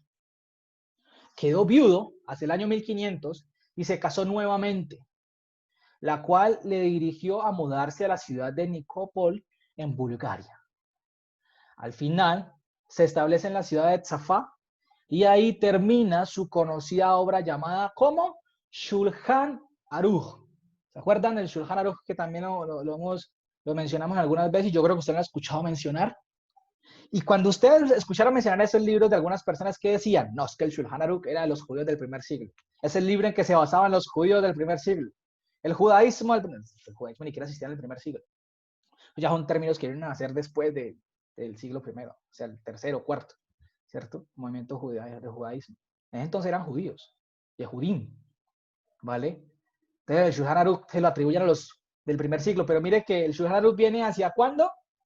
Hacia el 1535, o sea, ya después, por ahí a 1500 años después de Yeshua, imagínense. Todo lo que empezó a pasar desde que Yeshua murió.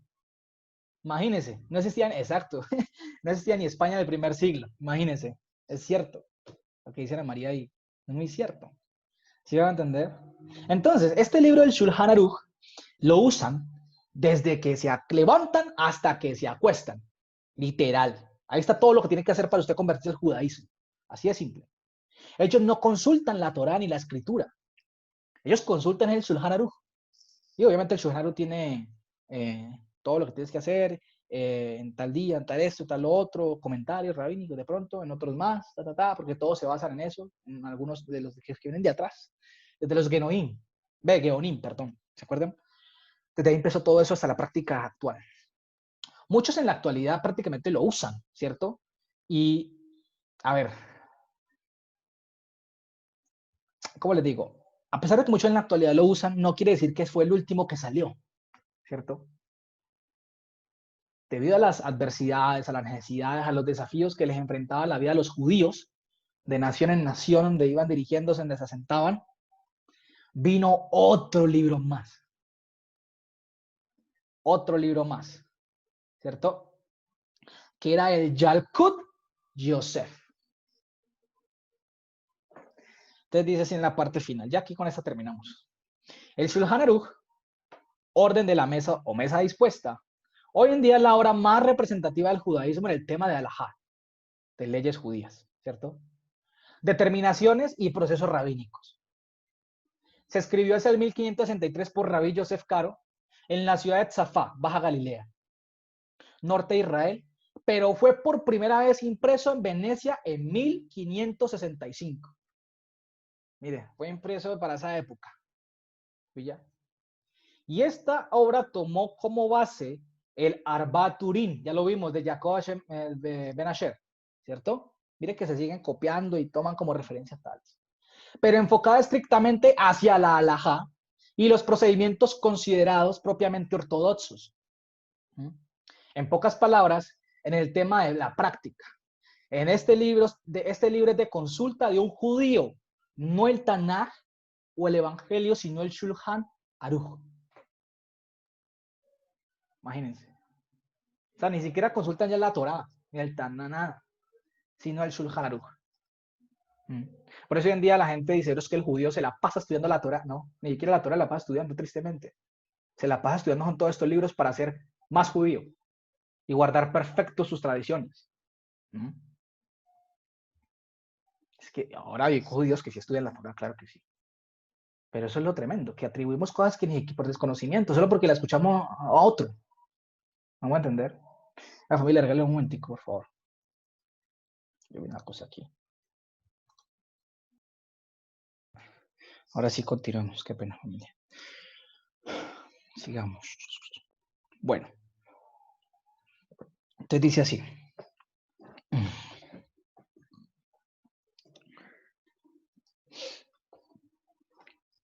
Dice, no obstante, debido a las circunstancias cambiantes de la vida, las necesidades constantes de afrontar la modernidad, hoy en día se tiene vigente la última edición de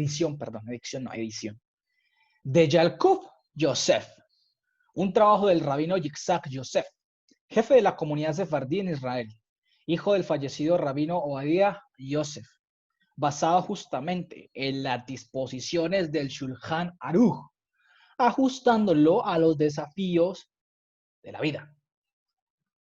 ¿Qué voy con esto? Resulta que todos estos hombres, sí, que todo empezó desde los Geonim. Luego, conforme al tema de la modernidad, como iba avanzando en la parte de los países donde se sentaban, conforme a las necesidades, etcétera, etcétera, etcétera, ¿cierto? Mira que ellos iban adoptando y acoplando sus leyes conforme a las necesidades de geográficamente incluso. Eso que se los decía cuando le mencionaba el tema del Shabbat, por el tema del fuego y todo eso. Ellos geográficamente tenían que acomodar las leyes, porque si no se morían, hermano. Porque habían leyes muy rígidas. Entonces ellos les tocó empezar a acomodarlas. Y entonces empezaron así desde los Geonim. Luego vino Jacob Ben Asher sacando el Arba Turim, ¿cierto? Sacándolo y tomando como referencia el libro de los Geonim. Bueno, los libros de ellos. Luego vino Yosef Caro sacando el Shulchan Aruch basado en Arba Turim.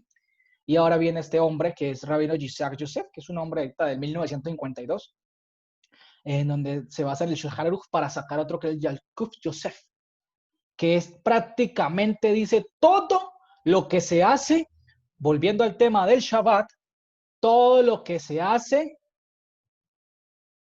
a manera moderna en la celebración del día de Shabbat, hoy en día. Ay, perdón, se me salió, espere. O sea, es el libro del Yaakov, ¿cierto? Yosef muestra y recopila toda la base sobre la celebración moderna hoy en día en Shabbat. Todo lo que tiene que hacer. El tema del mantel, el tema del vino, el tema del pan, el tema de la comida, el tema de barrer la casa, el tema de la ropa que tienes que vestir bien, el tema del mantel blanco, el tema de que tienes que comer carne preferiblemente en Shabbat, o pescado, que tienes que comer 3 veces al día en Shabbat, y que si no tienes para comer 3 veces al día, pide prestado a la persona para poder cumplir el Shabbat. Así sucesivamente, literalmente, o sea, todo se encuentra relacionado conforme a las comidas del Shabbat. Habla de que es necesario comer 3 veces al día, imagínense, o sea, sobre el cambiarse la ropa, todo esto, destapar botellas de vino antes de que caiga el Shabbat, todas estas cosas, familia. Y yo aquí aquí coloqué el Torat Emet Framework, ¿cierto? Es una página que ha hecho muy buen trabajo. ¿cierto? Y aquí también en la enciclopedia judía hay un Yalkut también de una época como tal, pero no les voy a dejar ese link, les voy a dejar este, aunque este también está en hebreo, se lo voy a ver, lo voy a mostrar aquí, donde está el Yalkut. Estos hombres, espérate. Mira, ahí está Yitzhak. Ahí está Yitzhak Yosef. Es de la época moderna, de 1952. Ahí está el rabino, el rabí, vea, rabino le llaman, obviamente. Yitzhak Yosef, ahí está. Mire, pueden buscar la información, no hay que ir tampoco tanta profundidad. Ahí está ahí, está, es una persona de la ícono moderno en el judaísmo. Y resulta que, a ver, ¿dónde está? Aquí está. Aquí donde está recopilado todo el Yalkut Yosef. Hilchot Shabbat, aquí está. Aquí están todos, Aleph, Bet, Gimel, Dalet, ¿cierto? Todo lo que tienes recopilado en el tema de lo que tienes que hacer el día de Shabbat. Todo acá. Mira, acá es todo el Yalkut Yosef. Como también, Yalkut Yosef. Aquí está escrito. El Yalkut Yosef. Y aquí están todo lo que habla de la carne, todo lo que habla del pescado, todo lo que habla de comer, de pedir prestado, de barrer. Tienen hasta terminologías que usó Maimónides, literalmente como expresiones. Esa de pedir prestado, por ejemplo, es una que si no tienes para comer, pides prestado, porque tienes que celebrar el Shabbat. ¿Sí me entendés? Así como ellos lo dicen. Entonces, familia, mire que muchas cosas le atribuimos al primer siglo. No, es que lo que el vino, el pan, el mantel, el barrer la casa, la comida, el vestido, todo eso es del primer siglo. Eso lo hacían los del... Mire, esto es del siglo XV para acá. Y no más, y no menos, ahorita el siglo XX ya, con este señor Yitzhak Yosef, que lo compiló nuevamente con el Yalkut Yosef. Que es todo lo que tiene, ahí está todo lo que tiene que hacer una persona para celebrar el Shabbat. Aquí está, literalmente. Todo lo que tiene que hacer una persona para celebrar el Shabbat. Imagínense. O sea, que no es, eso ni siquiera se le puede atribuir a los antiguos, porque no lo hacían así. El kiddush con vino, con todo eso, que las velas, también porque hablan de las velas, de prender el fuego ahí toda la vuelta. De todo lo que ya conocemos que uno hacía en Shabbat. Yo lo hacía, literalmente, ¿para qué vamos a decir mentiras? Yo llegué y cuando llegué a México yo le decía, papá, vamos a celebrar el Shabbat así, y listo, mire, familia, les voy a decir una cosa, es lo que les decía. El Shabbat es un propósito para estar en familia. No es que porque ya no haya que hacer cosas de estas, entonces ya cada uno pega para su lado. No, al menos tenemos que hacer esto como estamos haciendo aquí, reuniéndonos en familia para estudiar la palabra. ¿Me van a entender? Para estudiar la palabra, para estudiar el mensaje. Eso es lo que tenemos que hacer. El hombre de la casa que he dicho tiene que enseñarle a su esposa, a su hijo, también la palabra. Sentarse y enseñarla. Y si la mujer no tiene hombre, pues la mujer le toca enseñar a sus hijos, en este caso. Así de simple. Porque si entonces en Shabbat, como se lo dije la vez pasada, se van a separar, no, pues entonces hagan el kiddush, hermano, porque al menos se los va a mantener unidos. ¿Sí me va a entender? Ahora, si usted quiere hacer el kiddush, que yo quiero que yo quiero hacer el pan, que yo quiero el vino, que yo quiero el mantel, bueno, hágalo. Esos son cargas, pues si usted quiere hacerlas, hágalas. Y tampoco está mal si el judío la hace. O si un amigo suyo la hace, no lo vaya a criticar por eso. Lo que está mal es que usted diga que si usted no hace eso, estás violando el Shabbat. Y está mal que usted diga que eso es del primer siglo cuando no lo es. Pero les dije que esta clase era más histórica, como un recorrido más puntual, porque es necesario saberlo, familia. Mucha gente omite todas estas cosas. Eso no es importante. Eso es importante para no tener que añadirle nada al Evangelio, no tener que añadirle nada a la Torá, al Tanakh. O sea, eso es importante. ¿Me hago entender? No es porque las cosas no fueron dadas porque sí. No. Entonces, yo con esto les quiero mostrar, familiares. No sé si ustedes la otra semana ya terminamos, sería la última sesión de Shabbat, ¿cierto? Ya enlazamos con el curso básico nuevamente. Por ojo, ya esto no lo quise dar como el curso básico porque era bastante profundo, como se lo dije, ¿cierto? Entonces, la otra semana verlo a la luz de las escrituras, ya de dónde sale más el tema de las celebraciones hoy en día.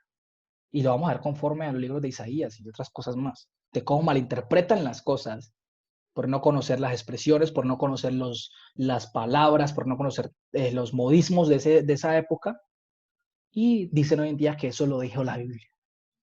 No sé si ustedes quieran que la otra semana lo veamos o ya paramos aquí definitivamente y seguimos con el curso básico, pues ya para enlazarlo con el Nuevo Testamento, pues conforme a, ya con esto, ve, aquí como les dije, matamos dos pájaros de un solo tiro.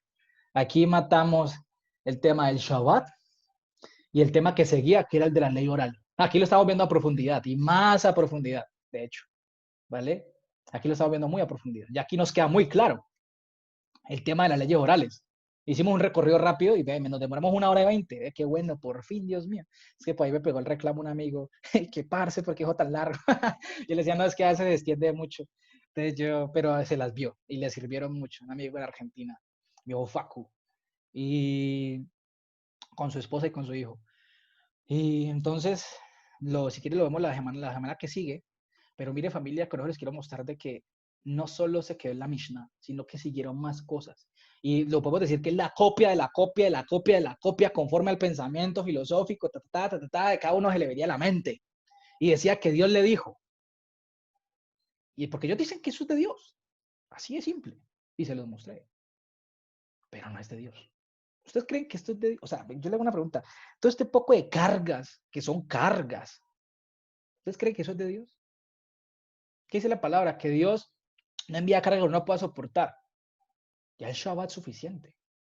Guardarlo, pasar en familia, estudiar la palabra. Ya, punto. No más. Ya está. ¿Sí me van a entender?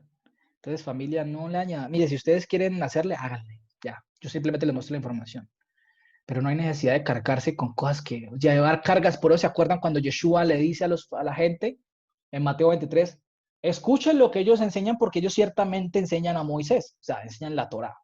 Pero no hagan conforme a lo que ellos hacen porque ellos ponen carga en ustedes que ni siquiera ellos mismos quieren llevar, pero quieren que ustedes sí. Esas cargas, son esas cargas. Pablo se refiere a esas cargas, Pedro se refiere a esas cargas.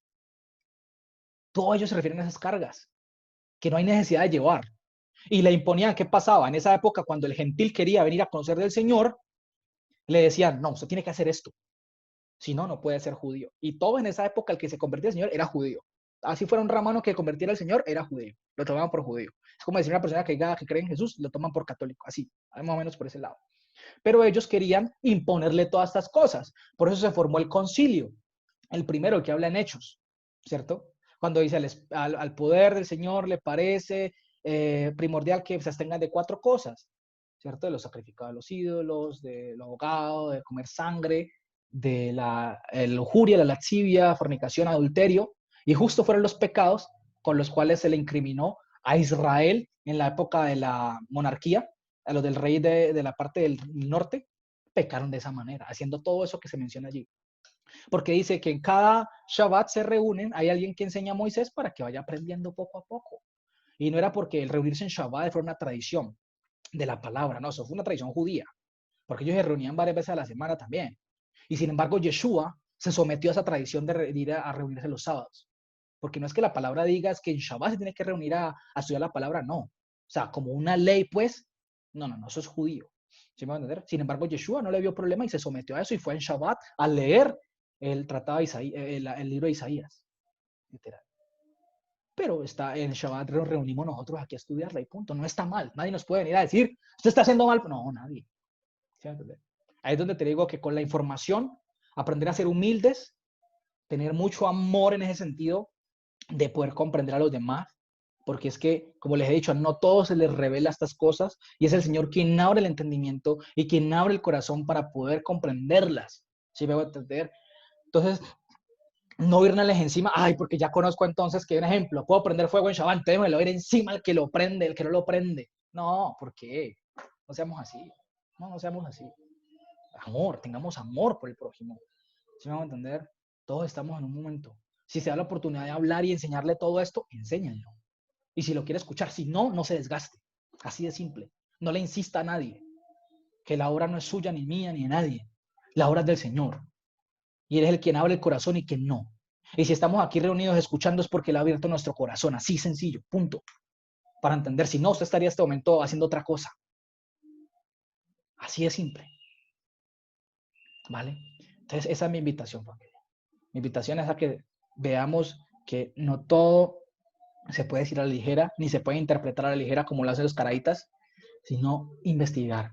Por eso les dejo los links para que sigan leyendo más historia, más y más. Ahí en esos links, yo todo aquí se los muestro resumido, pero los links, espera que está pasando el que vende la, no sé. Entonces, eso es, familia, eso es, mi propósito es ese y como les digo, nunca se queden con lo que yo les digo, siempre vayan más allá, estudien desde sus casas, porque yo soy humano y si me equivoco en algo, pues dígamelo, por favor, todos tenemos la capacidad de reconocer algo, pero siempre tratamos de dar lo mejor, ¿listo?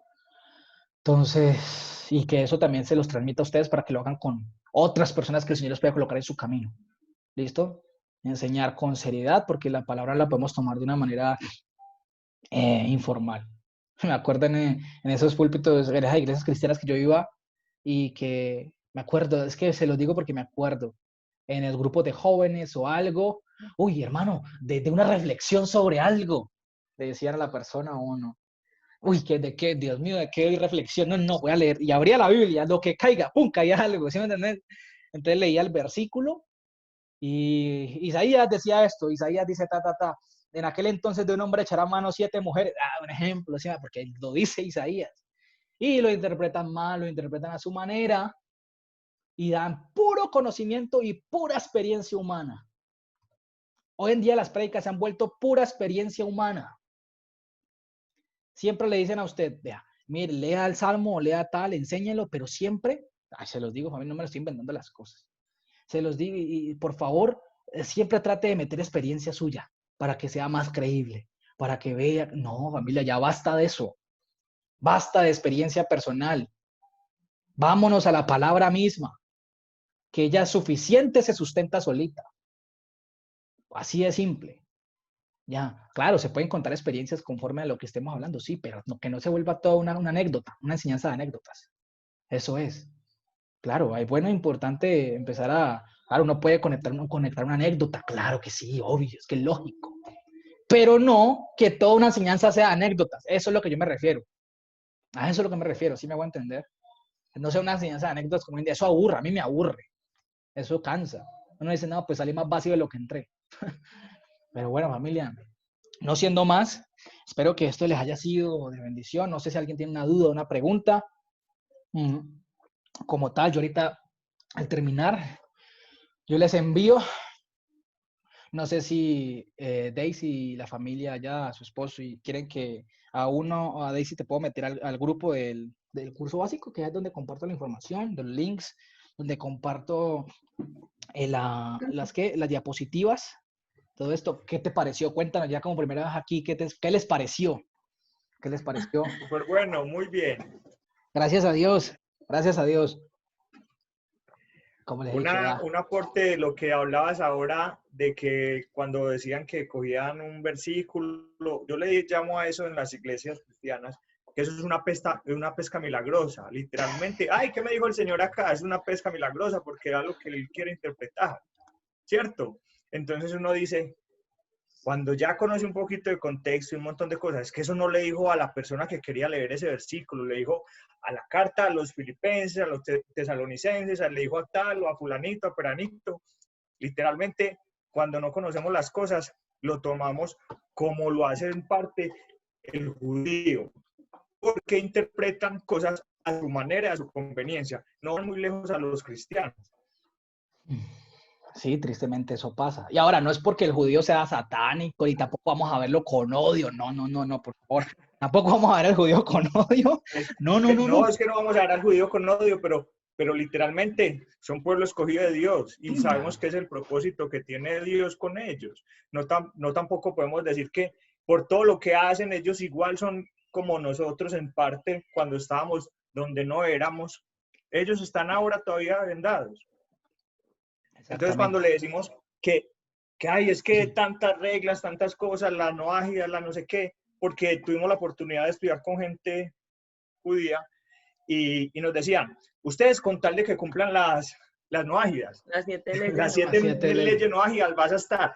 Todavía no estás para que cumplas todo eso, cuando te circuncides, cuando hagas esto, lo otro. Y yo, pues, ¿qué tiene que ver esto con lo otro si todos somos pueblo?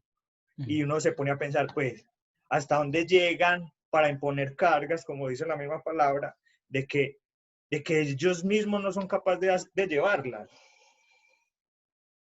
Acá en una comunidad judía que hay en Medellín, tuvimos la oportunidad de ir en diciembre y estuvimos cuando empezó una de las fiestas que ellos celebran papi, ¿cómo se llama? ¿Hanukkah?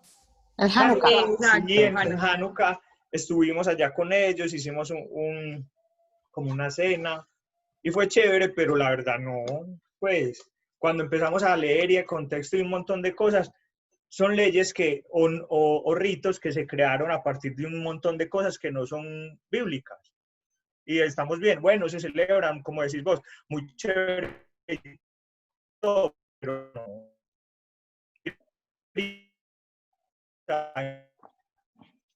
Aló, probando. ¿Es el internet de ustedes o el de nosotros? Porque aquí no me ha parecido. Pero tampoco tenemos que irnos al extremo cuando juzgamos, ay, es que no celebras con pan, no haces eso con las velas, no tomas el vino, no abrís el chabán, así ves bien, te pasaste y como decías, ¿cuándo fue que vimos el moro ayer? Que se pasaron de lado, que no sé qué, no, eso son cuando empezamos a ver tu estudio el día de ayer y hoy, lo que llevamos el día de hoy me pareció muy chévere, muy bueno, qué bien tus aportes, Steven, me parece que es un grupo muy nutrido en muchas cosas y mucha historia y en cuanto al hebreo que aprendiste, muy bueno. No, estoy aprendiendo hebreo por ahora, todavía sigo, es cada vez... No, hermano, yo nomás recito el Shema y eso es mi hebreo, por ahora. Ya pasó.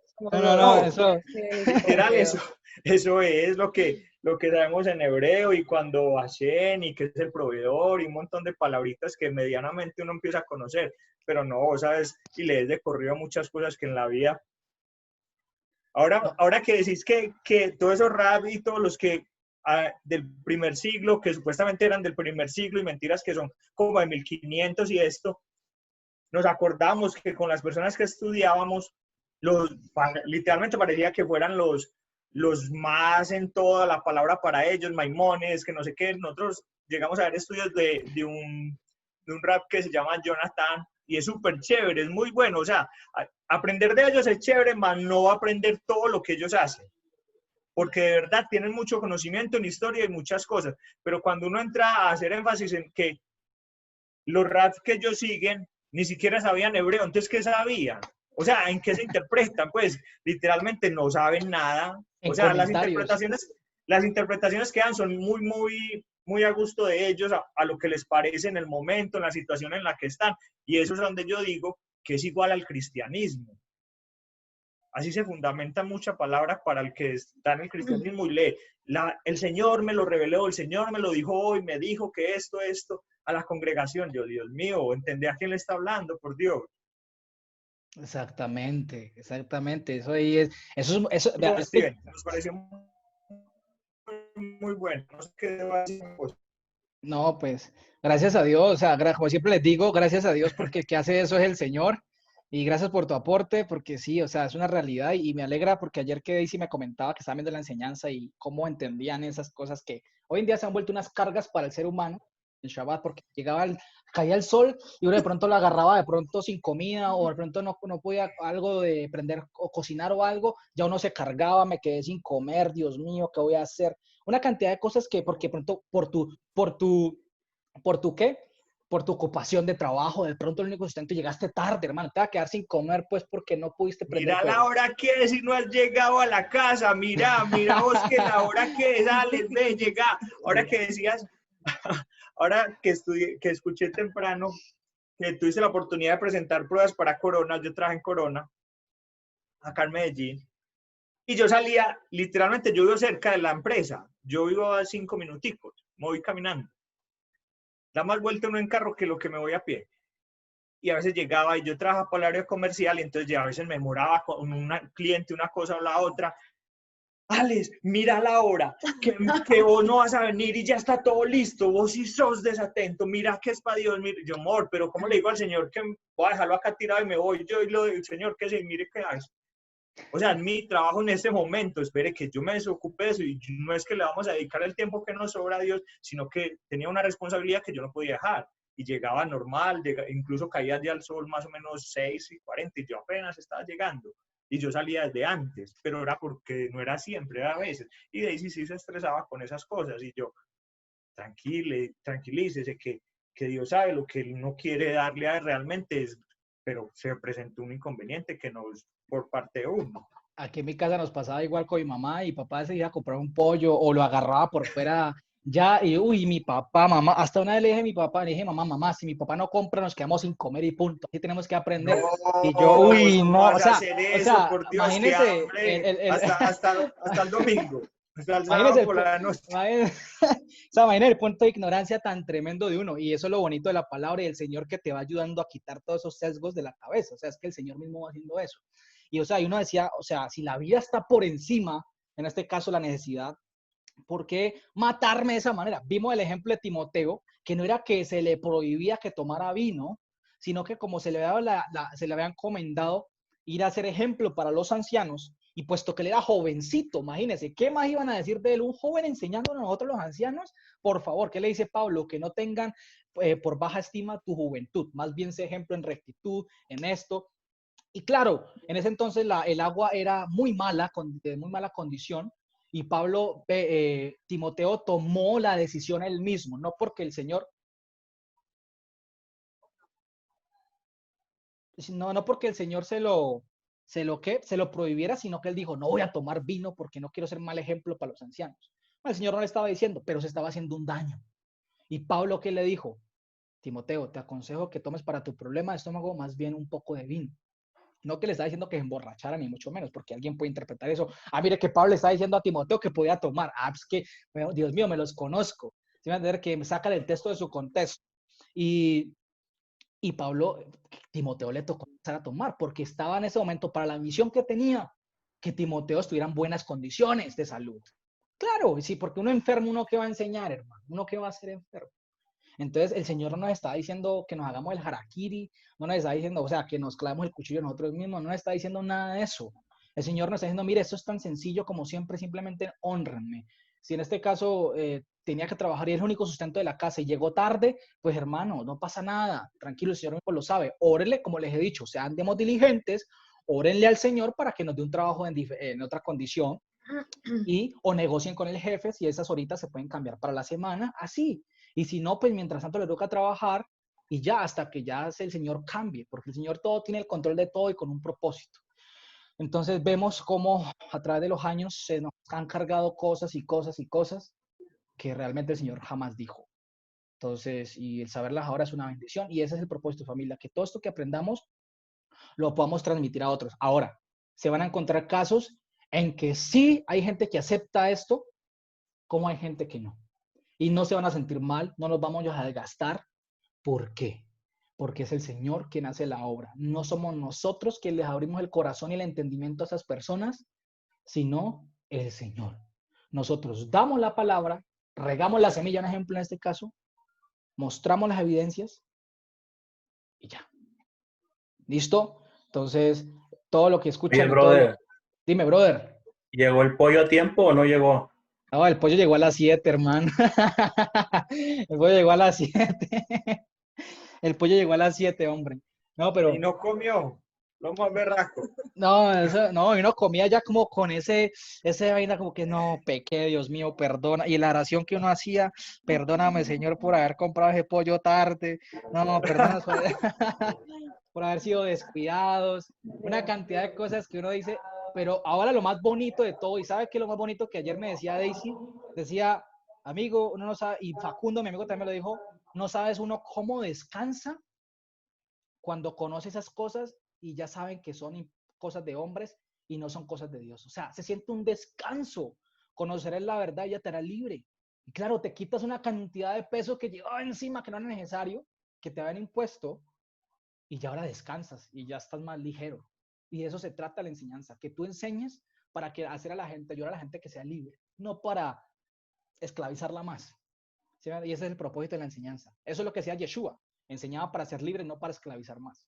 Ese era el propósito literal. Ahora ya entendemos muchos. Con esto que ya estamos viendo de las enseñanzas orales, vemos cómo Yeshua, que no atacaba la Torá, como muchos dicen, sino que lo que atacaba en las enseñanzas de los judíos en esas épocas. Para que no malinterpretemos un poco a Yeshua, no lo malinterpretemos. Que no era él que estuviera en contra de la Torá, es la misma Torá de él, sino que estaba en contra de estas enseñanzas. Eso es, familia, no, me alegra. Mi mamá va a decir algo, vi que levantó la mano. Dinos, madre. Sí, ¿escucha? Sí, señor. Sí, señor. Bueno, el complemento de esta historia es que yo me sentí tan mal, y de hecho por usted, Steven, porque usted me dijo, papá, ya entró la noche, ya entró la noche. Yo me sentí tan mal que yo me fui a mi cuarto y me arrodillé y le dije, Señor, perdóname, porque he pecado ante ti, Señor, ayúdame a ser más ligero, Señor, en tus cosas, más puntual en tus cosas santas, Padre. Uy, eso fue tenaz, horrible, man, horrible. Claro. Ahora, sí, ahora hay que ser diligente, ¿no? También, si usted puede tener la comida de antes, bien, o sea, tampoco vamos a, porque ya no pasa nada, entonces ya vamos a relajar y va a hacer lo que, no, seamos diligentes, ¿sí me entendés? O sea, también tengamos la comida preparada o algo, o comprémosla antes, o pidamos el domicilio antes, ya. Tampoco nos vamos a abusar del mandamiento. Listo, familia. Bueno, me alegra mucho escucharlos, saber sus opiniones. Me gustaría escucharlo a todos, pero pues obviamente se alarga más el tema y pues también por los que van a escuchar posterior todo esto, pues no aguanta alargarle más el punto. Y bueno, hay que tener compasión también de ellos. Igual con lo de ustedes, cualquier cosa me escriben al interno, ¿vale? No sé si Daisy quieres que te agregue al grupo el curso básico. Es un grupo que tengo allí para simplemente compartir las diapositivas, la información. Y ya cualquier pregunta o inquietud me la hacen al interno, ¿listo? Y si algo la compartimos con todos. Perfecto. Listo, eso es lo de menos. Y seguiremos aquí aprendiendo. Y pues ese acento paisa, no sé por qué no puedo, se le queda uno aquí, me gusta. Es una diferente al caleño así, o sea, es totalmente algo opuesto. Nosotros vamos a decir, más ve, usted es un man. No, pues, hombre, por allá sí, pero muy chévere tenerlos. Mira, acá. ve. Ya ve, es una bendición tenerlos a todos acá, ustedes, y a todos, me refiero a todos acá, como familia. Yo los tomo a ustedes como una familia para mí, a todos. Los amo muchísimo en el Señor, y es algo que nunca pensé en mi vida, estar aquí direccionando una pequeña comunidad, un pequeño grupo, ¿cierto? Que es una bendición enorme, y no necesitamos más, o sea, no necesitamos de grandes grupos ni nada, solo con los que estamos aquí es suficiente, y ya es lo que el Señor ha dispuesto, y así será, punto. ¿Listo? Entonces, familia, oremos. Venga, pues ya Alex que habló, ore, hermano, despidamos ya aquí la enseñanza. ¡Qué berraquera! ¡Qué berraquera, hombre! Oremos y ya cortamos. Listo. Padre, agradecemos, Señor, la oportunidad que nos diste a este grupo de aprender sobre tu palabra, a direccionarnos a través de Steven, que hoy comparte todo su conocimiento con nosotros, Señor. Que seas tú obrando en nuestros corazones para que estas enseñanzas se nos queden y que cada uno lo pongamos en práctica, Señor, y que no olvidemos tus mandatos para cumplirlos sagradamente cada Shabbat, Señor. Gracias por permitir este espacio en este momento, Señor, para que todos y cada uno de nosotros tengamos la oportunidad de transformar en los grupos familiares o en las personas que nos rodean, que seas tú, bendito Padre, quien hable a sus corazones y toque a cada una de esas personas, que podamos transmitir la palabra que tú hoy nos enseñas, Señor. Gracias, bendito Dios, por los méritos de tu Hijo amado. Amén y amén. Amén. Y les extiendo la invitación ahorita a las 3 de la tarde de mi hermano Lincoln de Sucat David, Buenos Aires, que me pidió el favor de que les extendiera también la invitación para el Salmo 49 que van a dar hoy. Entonces, para que estemos ahí, yo les mando el link para los que quieran estar a las 3 de la tarde en Sucat David, Buenos Aires. Lincoln es como mi hermano del alma, yo lo amo muchísimo, a su esposa también, a todos ellos, y ha sido una gran ayuda para mí en todo. Entonces, bueno, los invito y bueno, yo les mando el link a las 3 de la tarde, hora colombiana, ¿no? Porque allá sería a las 5 de la tarde. Entonces, yo les mando para que si quieren y tienen el tiempo, entonces estemos listos. Bueno, familia, un abrazo. Shabbat Shalom. Dios los bendiga. Gracias por todo. Bendiciones. Chao, chao a todos. Bendiciones. Se cuidan. Shabbat Shalom. Hey, Natalia. Verlo. Ven, Natalia, no. Ahí está Natalia, ahí está. Ahí está Natalia, María Eugenia, Marisol están ahí también. Evany, Viviana, Chao. Irly, todos ellos, chao. Chao, Miguel, chao, Vivi. chao a todos. Gracias. Sebastián, Alex, Ana. Todos, gracias. Chao. Chao. Y chao, bendiciones. Chao, chao. Chao.